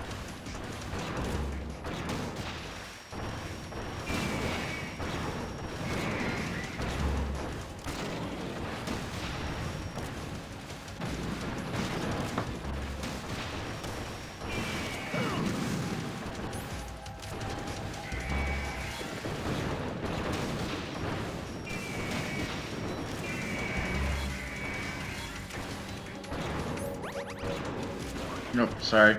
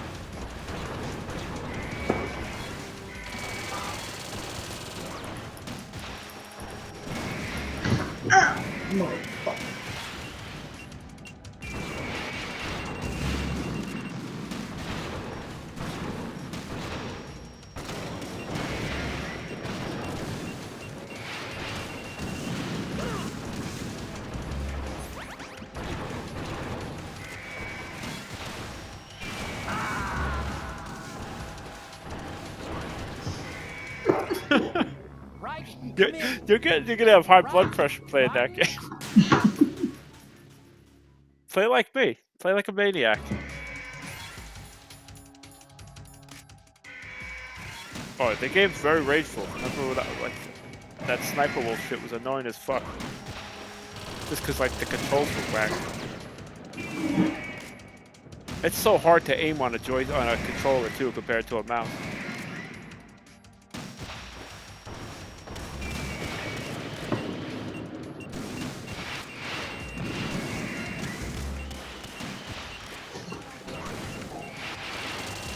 It's the third-person views too that also kind of fuck you up.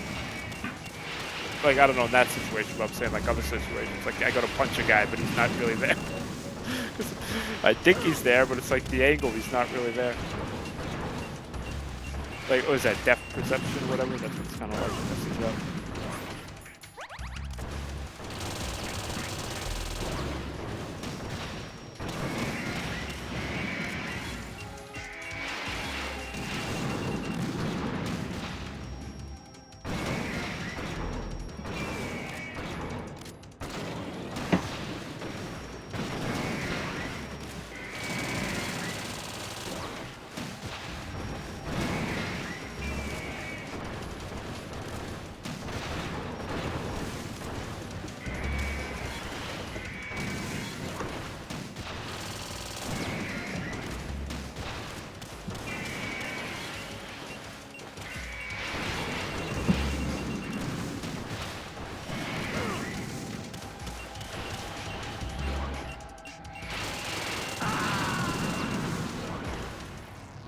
Raiden, are you all right?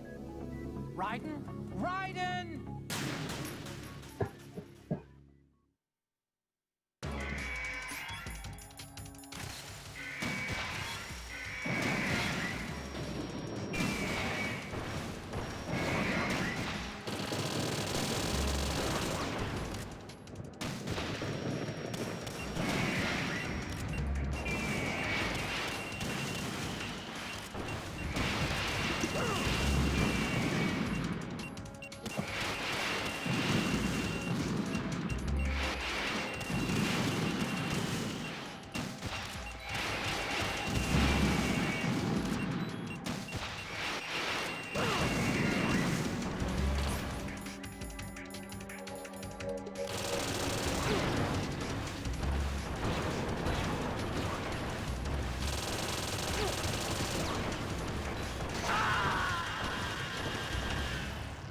Raiden, are you all right? Raiden? Raiden! That's the name of my new band.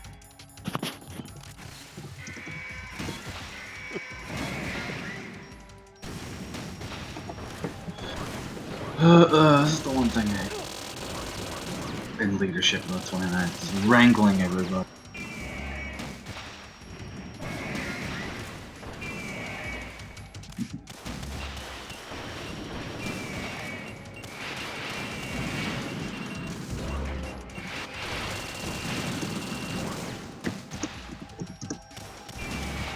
What do you got, drills? Yep. Blood.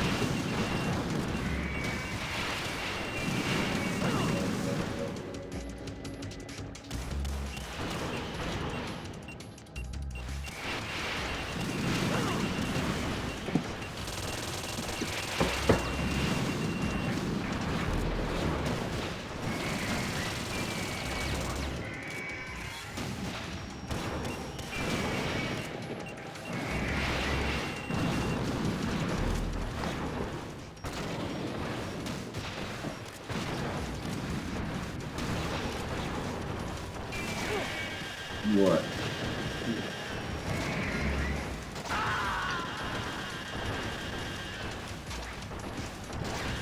I am.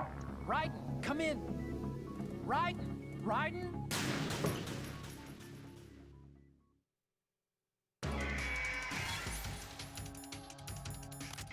I wish.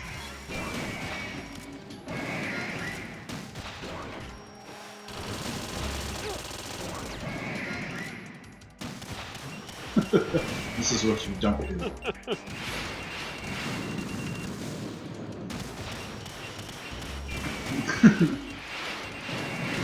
Love blossoms on the battlefield.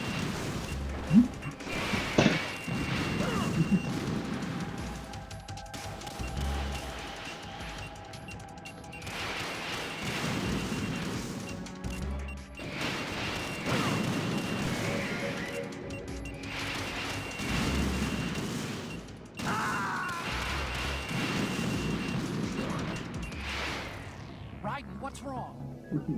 Raiden! Raiden!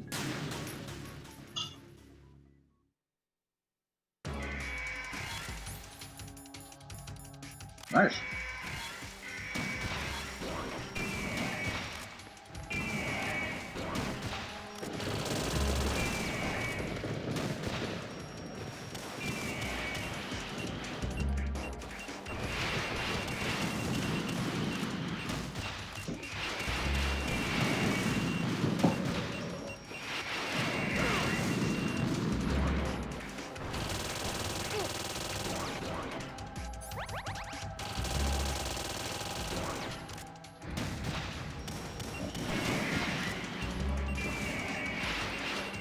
Shit. Game of Thrones, 1 hour pretty much.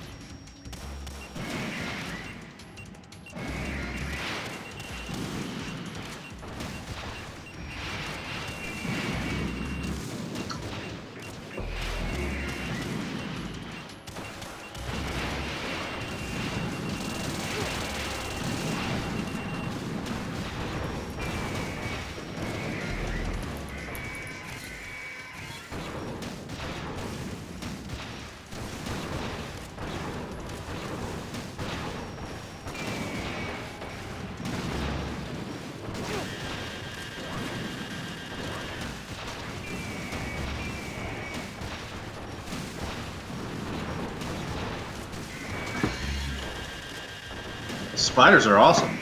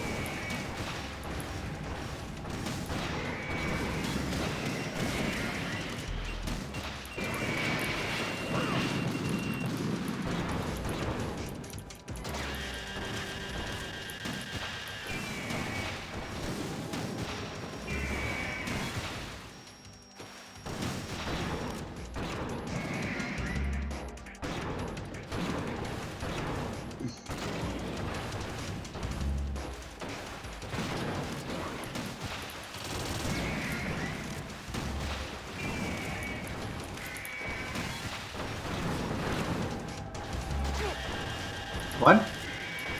Why did you just turn it on?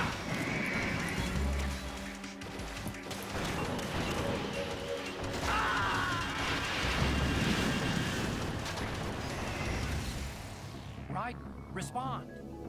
Raiden, Raiden.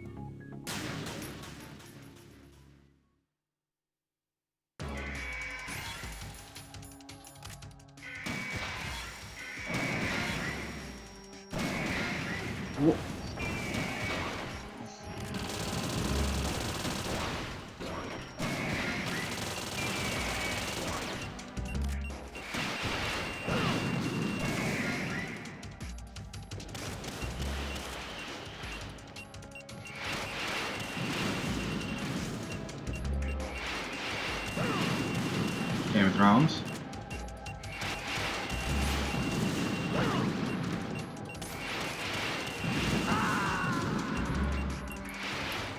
Raiden, respond. Raiden, Raiden.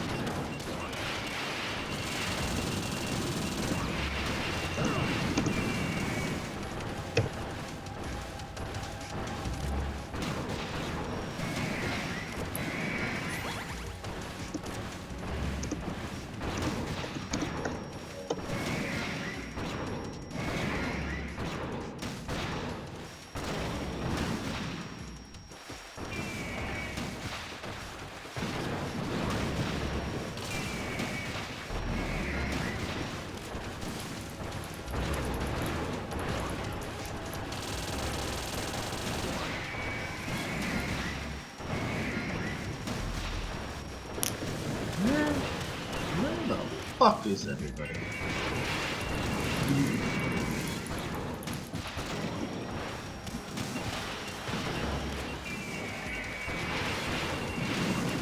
I'm on a laptop.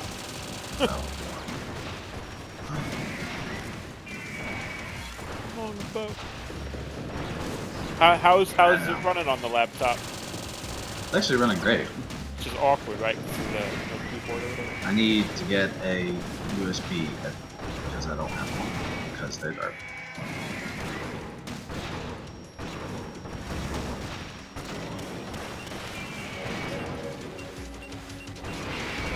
Hey, it's 8 o'clock, so shut the fuck up. It's my squadron.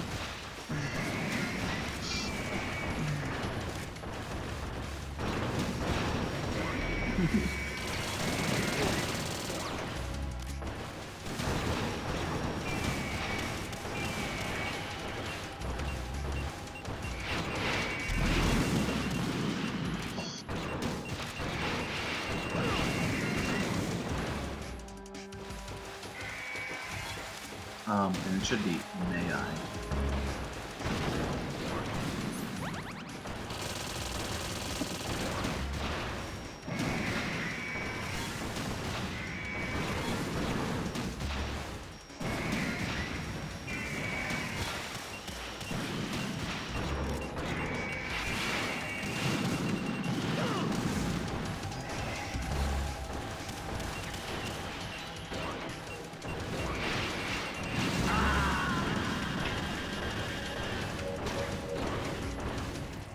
Raiden, what's wrong? Raiden! Raiden! Oh, do they give you less supplies and shit too?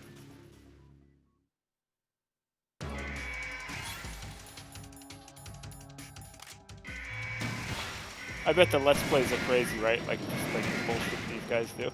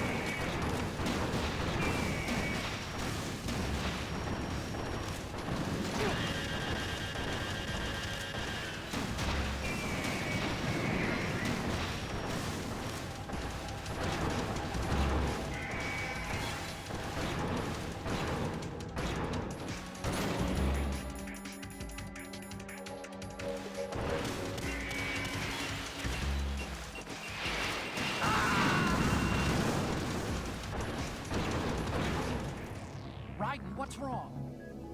Raiden! Raiden!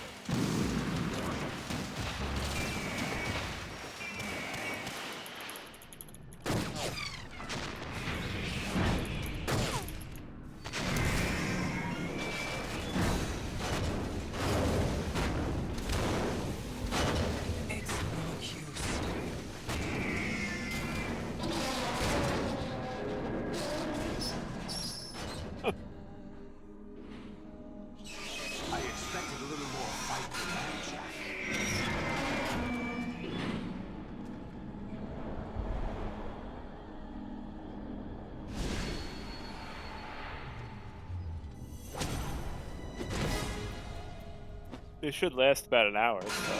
So you decided to show yourself. Oh, but don't do this. They'll know. I'll hold them off. Give you time to get away. What about you? This is suicide! Your nanomachines, they're transmitting your vital signs to the Patriots. If you die, my child dies. You understand? The child. I see. So that's why you sold your troops out to me. So many dead, and they all died trusting you! Weren't they your comrades? No, not just comrades. Family. I know I'm going to hell, but at least my child. I applaud your attitude. If you have a death wish, I'll be happy to accommodate you. See you in hell!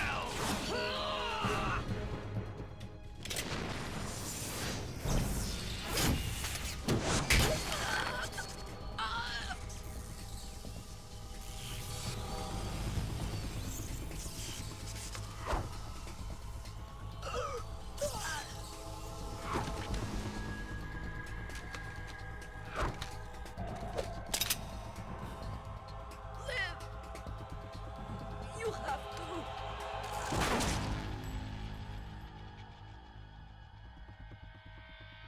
Olga!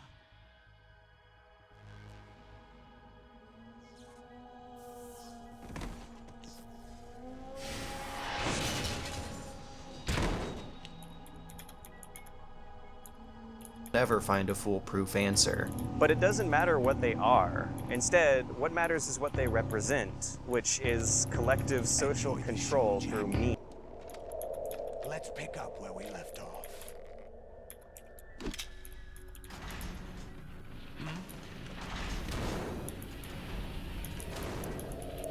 What's going on? What's wrong with it? AI, GW, it's out of control. What?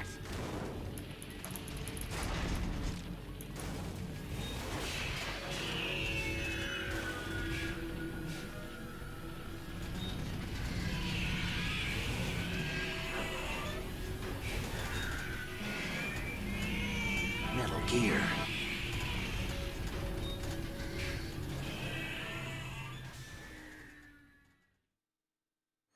I'm reading an abnormal impulse cascade throughout the neural network. I can't shut it down. What happened? Maybe some kind of virus. The Patriots? I don't know. Ocelot, what have you been up to? It's too late. Arsenal system control is going haywire. Gear. It's on an emergency ascent course. Metal Gear.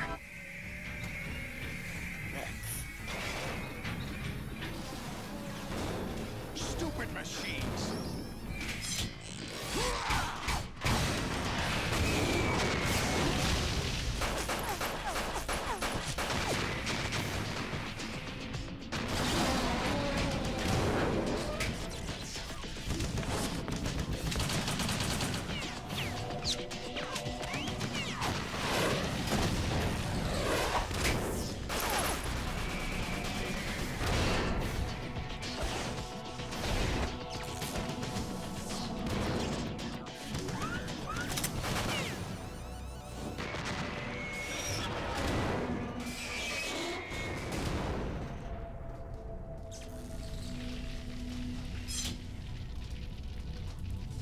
Damn the Patriots!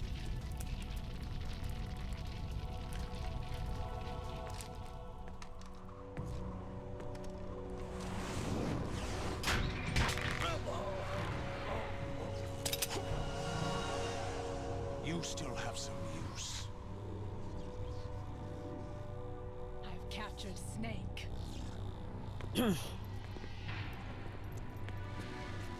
Sam Witwer's playing his own game right now. I told you that game looks kind of cool, but like it looks probably like it would get played out really quick. It's like you know, like the MMOs, World of Warcraft, just fucking quest fetch. Story's probably not that really good, but it looks cool. Like Assassin's Creed Origin and Odyssey, it kind of get like that, Are but you at least awake like yet, it's kind Jack? of like a cool world and sometimes a good story. GW, I didn't get into the Odyssey yet, Arsenal but AI Origins was is pretty cool. corrupted beyond repair. I admit that I underestimated you.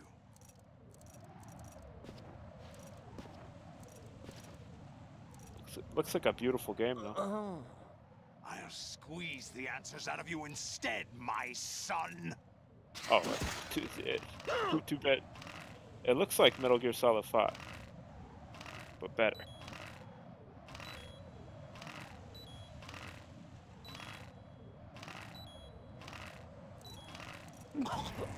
Raiden, is something wrong? Raiden! Raiden!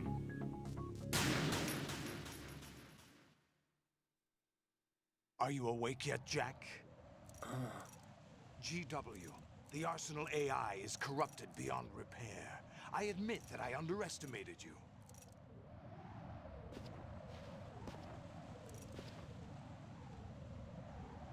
I'll squeeze the answers out of you instead, my son.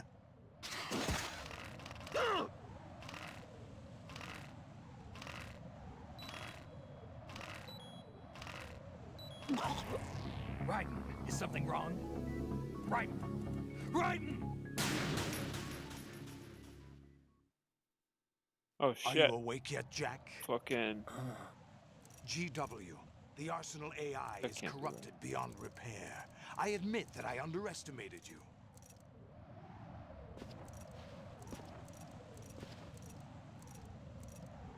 Did I read that right? I'll squeeze the answers out of you instead, my son. Oxley Chamberlain hasn't had an injury in 367 days.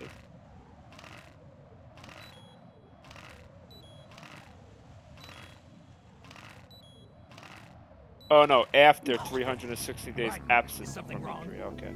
Raiden! Raiden! Returns. Are you awake yet, Jack? GW, the Arsenal AI is corrupted beyond repair. I admit that I underestimated you.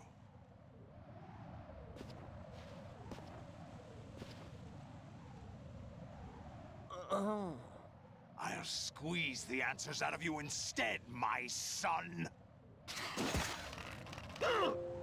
Metal Gear. Raiden, is something wrong? Raiden! Raiden!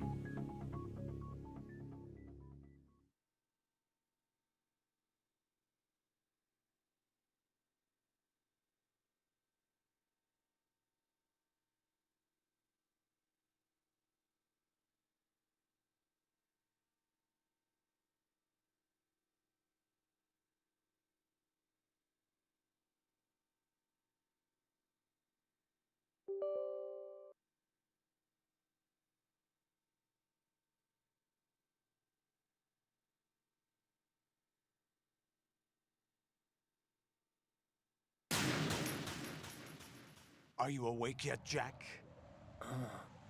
GW, the Arsenal AI is corrupted beyond repair. I admit that I underestimated you.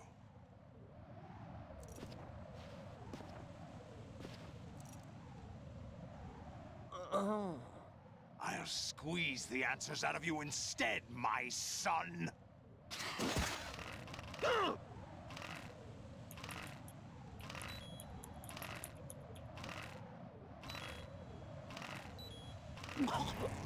Raiden, is something wrong?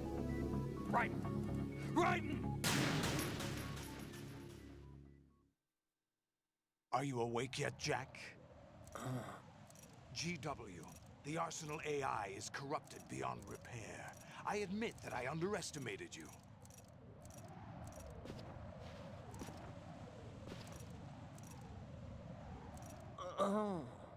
I'll squeeze the answers out of you instead, my son.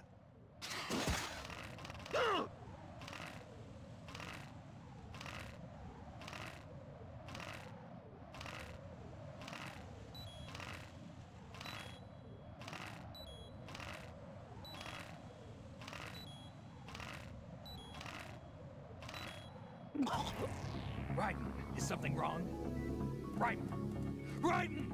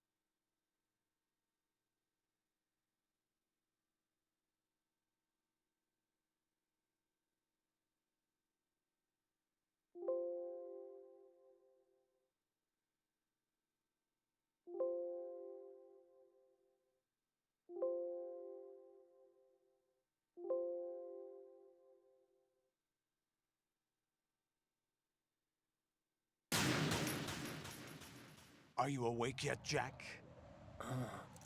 GW, the Arsenal AI is corrupted beyond repair. I admit that I underestimated you.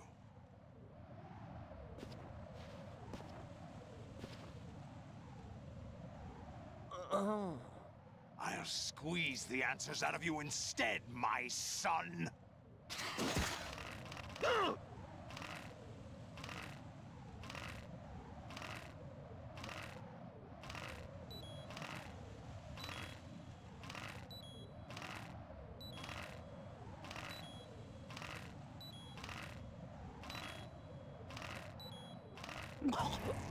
Raiden, is something wrong?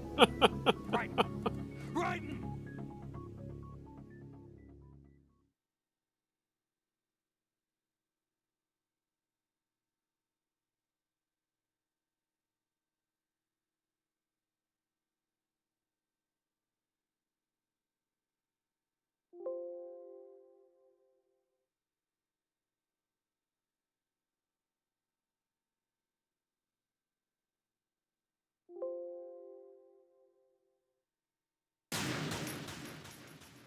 Are you awake yet, Jack? GW, the Arsenal AI is Jack corrupted Ryan. beyond repair. I admit that I underestimated you.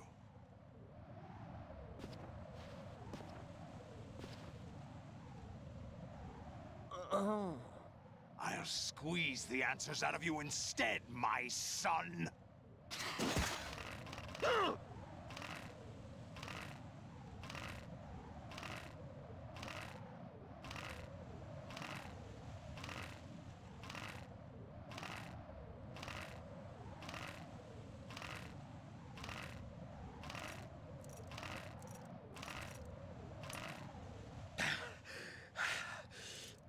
This is tiny little island You know he doesn't that. know anything.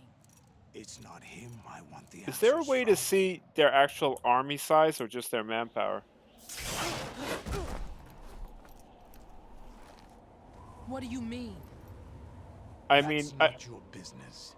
hold on. Oh, really? It so happens I have some business of my own to attend to. Planning to hijack Arsenal? Huh? You were going to screw me over, weren't you? Who talked? Okay. Ocelot? So that's his whole army. That's his I was the fucking one who everything. used Ocelot to suggest Even the the idea light to shit. you in the first place. What? I was planning to give Yeah, you yeah. Arsenal to begin with. Okay. Why the uncharacteristic generosity? Yeah, yeah. I'm no philanthropist. Arsenal is far from impregnable. It needs other Metal Gears as guards, a huge payload of warheads, and full air, sea, and land support to function efficiently. Against a large attack force without support, Arsenal is nothing more than a gigantic coffin. Seizing Arsenal gear was never the real objective. What was your objective then? A list of names of the Patriots! They were planning to extend their control to digital information flow with GW and Arsenal. That means the information they want to filter out is contained in GW, including that list of the highest 12 members of the Patriots Wiseman's Committee. And once you knew who they were, you would cross out their names one by one, while we, with our useless arsenal, drew their fire. Very good. You were using us all along. Were you any different? But your plans hit a snag with GW destroyed, hasn't it? No, there is another way. Really? But we have our own plans to carry out. We'll take the arsenal since you don't care for it anyway. The purified hydrogen bomb is ready to go. A nuclear strike won't stop them. It will damage their power source. The mindless masses that they control. First things first. Of course. That was what you wanted. I won't stop you. Good luck. Thanks, but I have quite enough of that.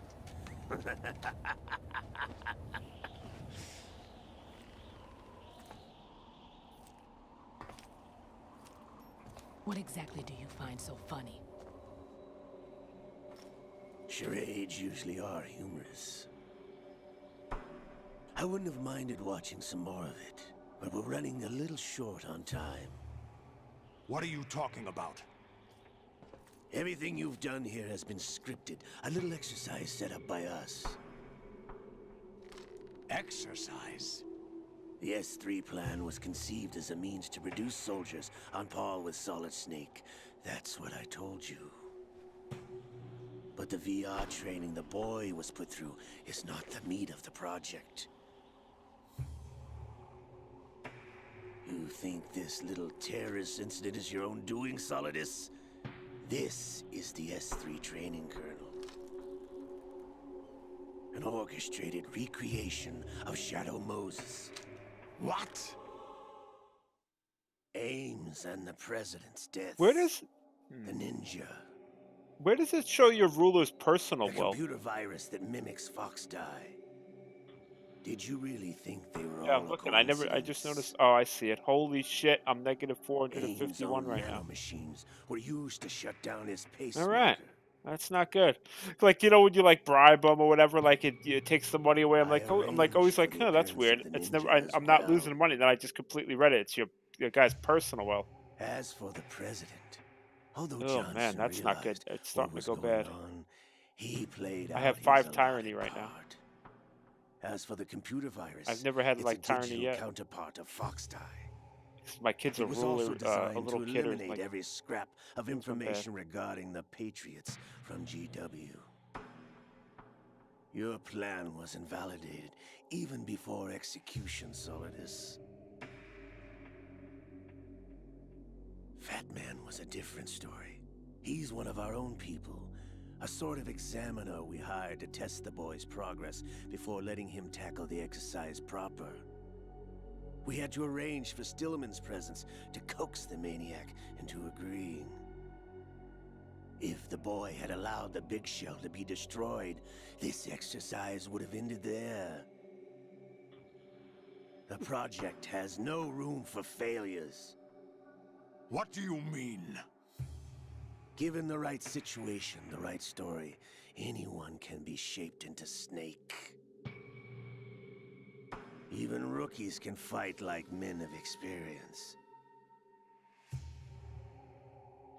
An instant creation of genius. And this training kernel will provide more than enough data to formulate such a program.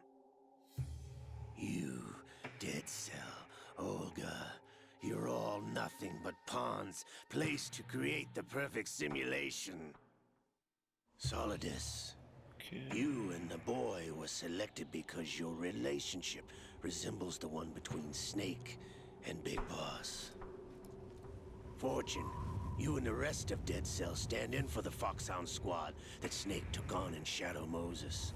You're the most impressive collection of freaks outside of Foxhound.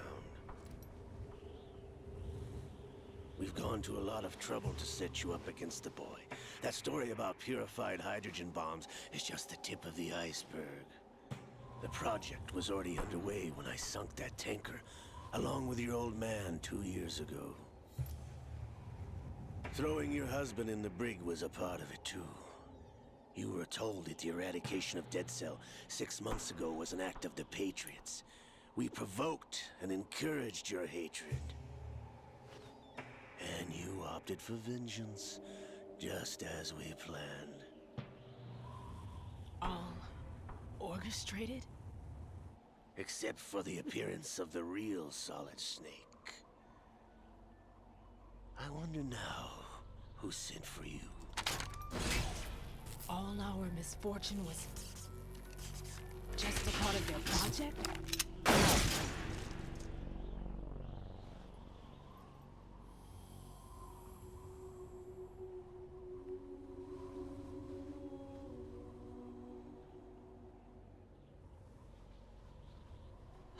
How could... You're no Lady Luck. You have nothing that we didn't give you. What?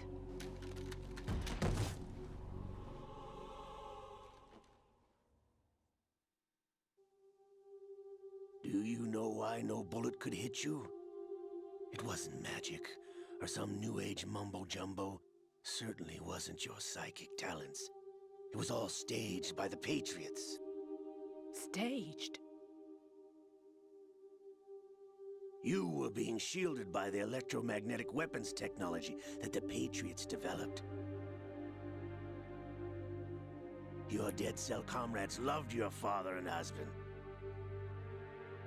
We needed a pathetic wretch like you to keep them focused. You've been our puppet all along, just like Olga. No! You were hamming it up as the tragic heroine, thanks to the script that the Patriots wrote for you. Pure self-indulgence, absorbed in your own misfortune. You couldn't get enough of the drama. I could have died whenever I wanted to. Thought I got her in the heart.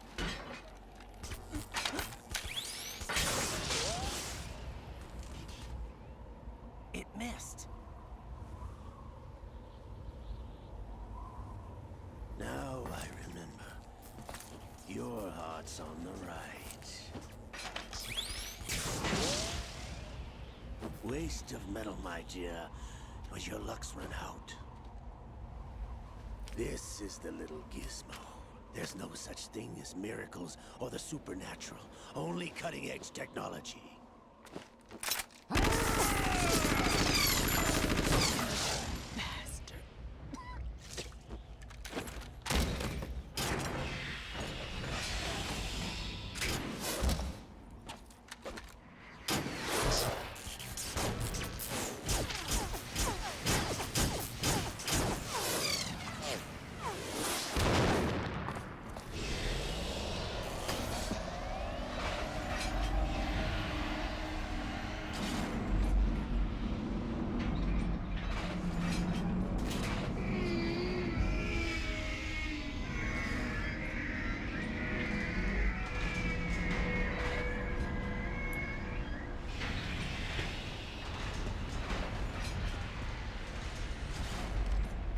Now that I have enough data, all I have to do is retrieve Arsenal and clean up the refuse from the exercise. Just try.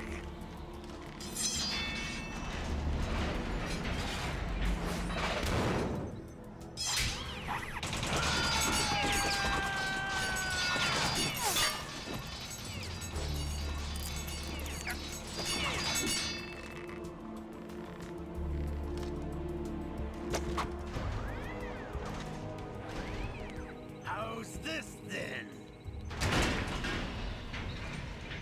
Damn.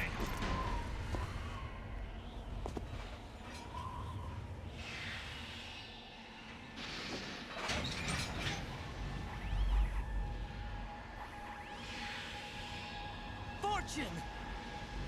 You idiot! Get the hell away from there! I told you, Your luck's run out. Take your reward. It's all the My game is like payload all Ray choppy. has. The fuck? Die!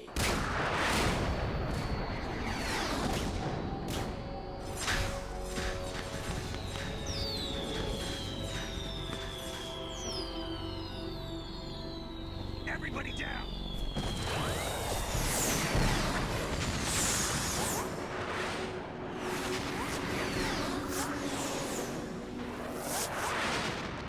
Huh, I wonder if you lose a building if your population goes down by the... What the? Impossible! Because I felt like...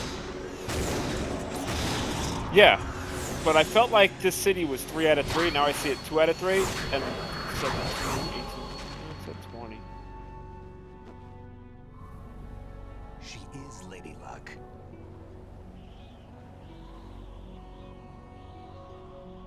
My name is Helena Dolph Jackson, the daughter of a proud and...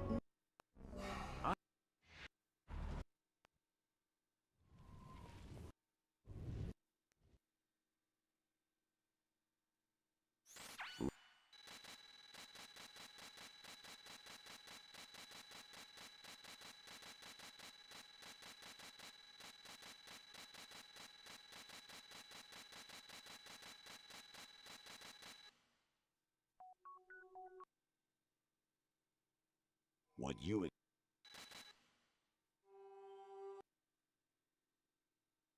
Right.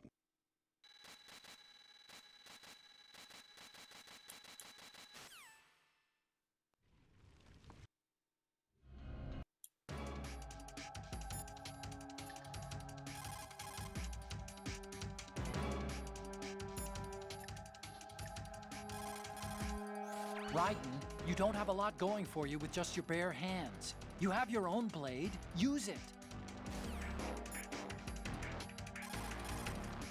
Watch out for Solidus's snake arms. If they catch you, shake yourself free by moving the left thumbstick or pressing the buttons again.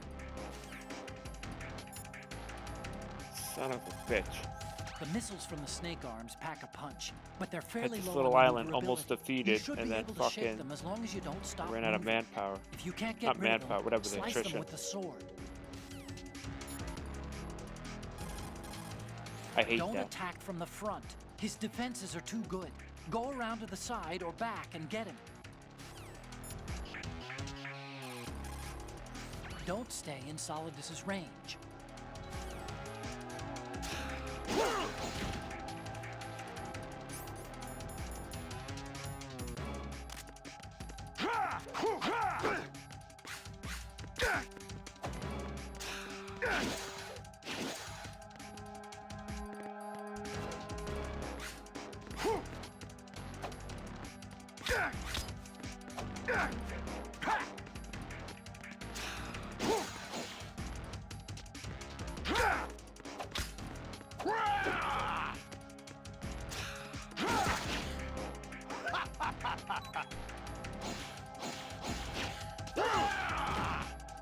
Is that the best you could do?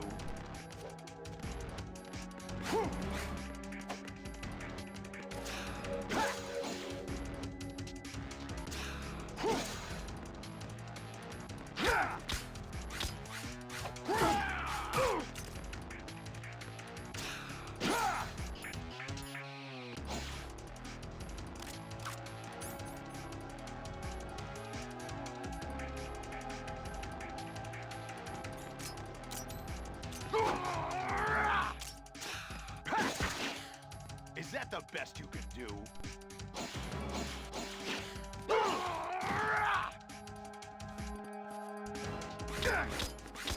What's wrong with you?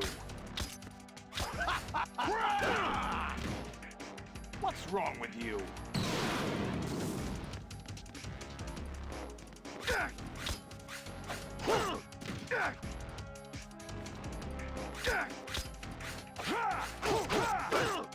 Ready to give up, Jack?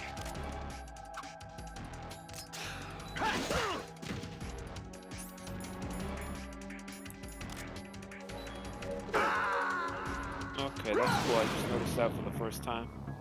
When you click move. Huh. That's weird. Let me see, hold on. Okay, yeah, choose city. And then it actually shows the number right there.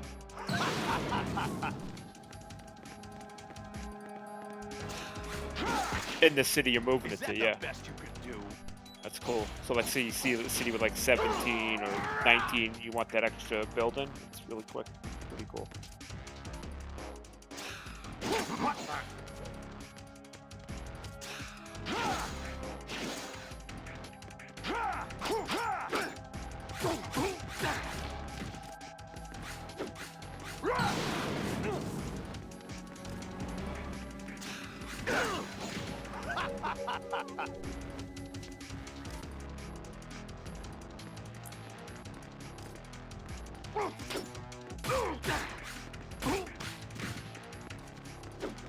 Take this.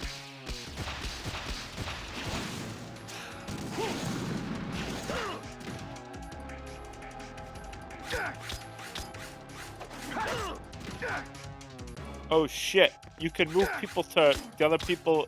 I can move it to fucking to Phrygia's lands. What would that do then? Why though?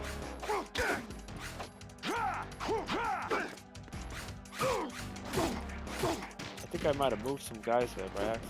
I think. Maybe it helps you convert the culture? I don't know.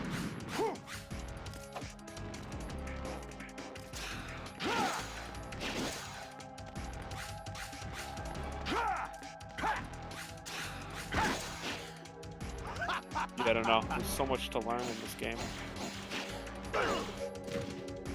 Is that the best you could do?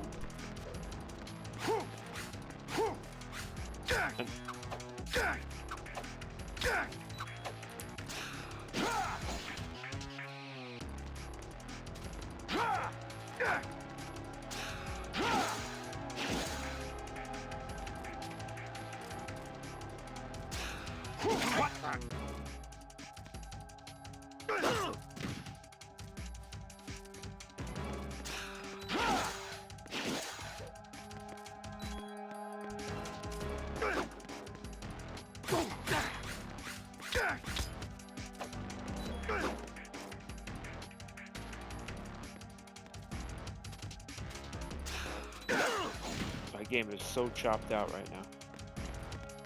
Real game is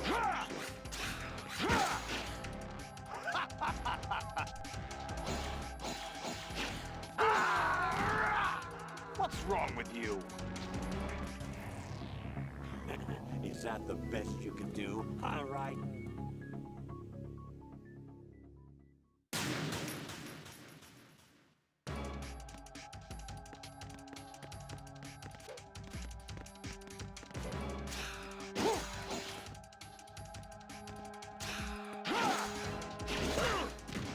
Is that the best you could do?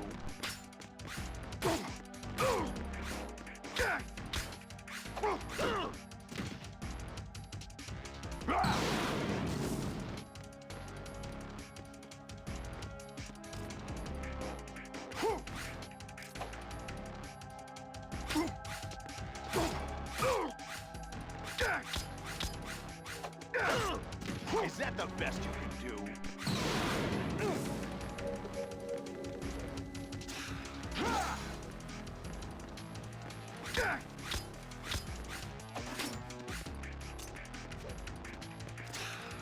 Right.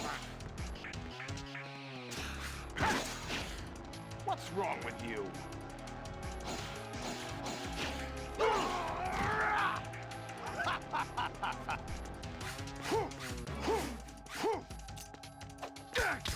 Oh my god, Bassadon is fast. I gotta stop paying attention to the shot. Oh, they like this one.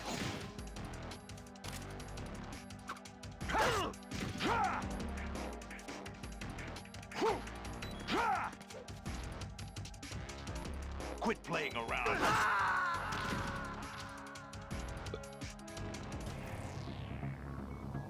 Oh, what? That's it? Oh, right.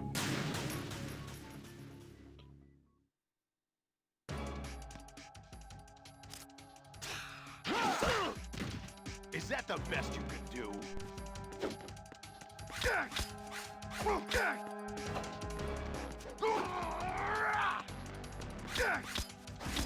What's wrong with you?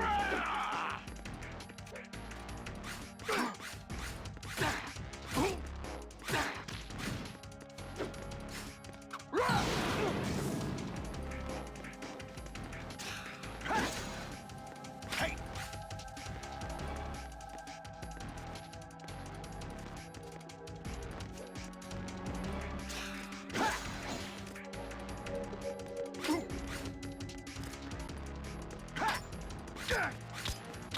What's wrong with you? What's wrong with you?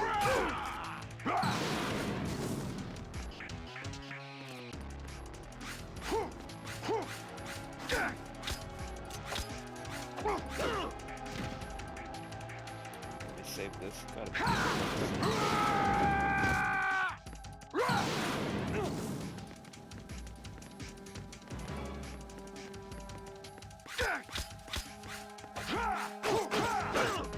Is that the best you can do? Is that the best you can do?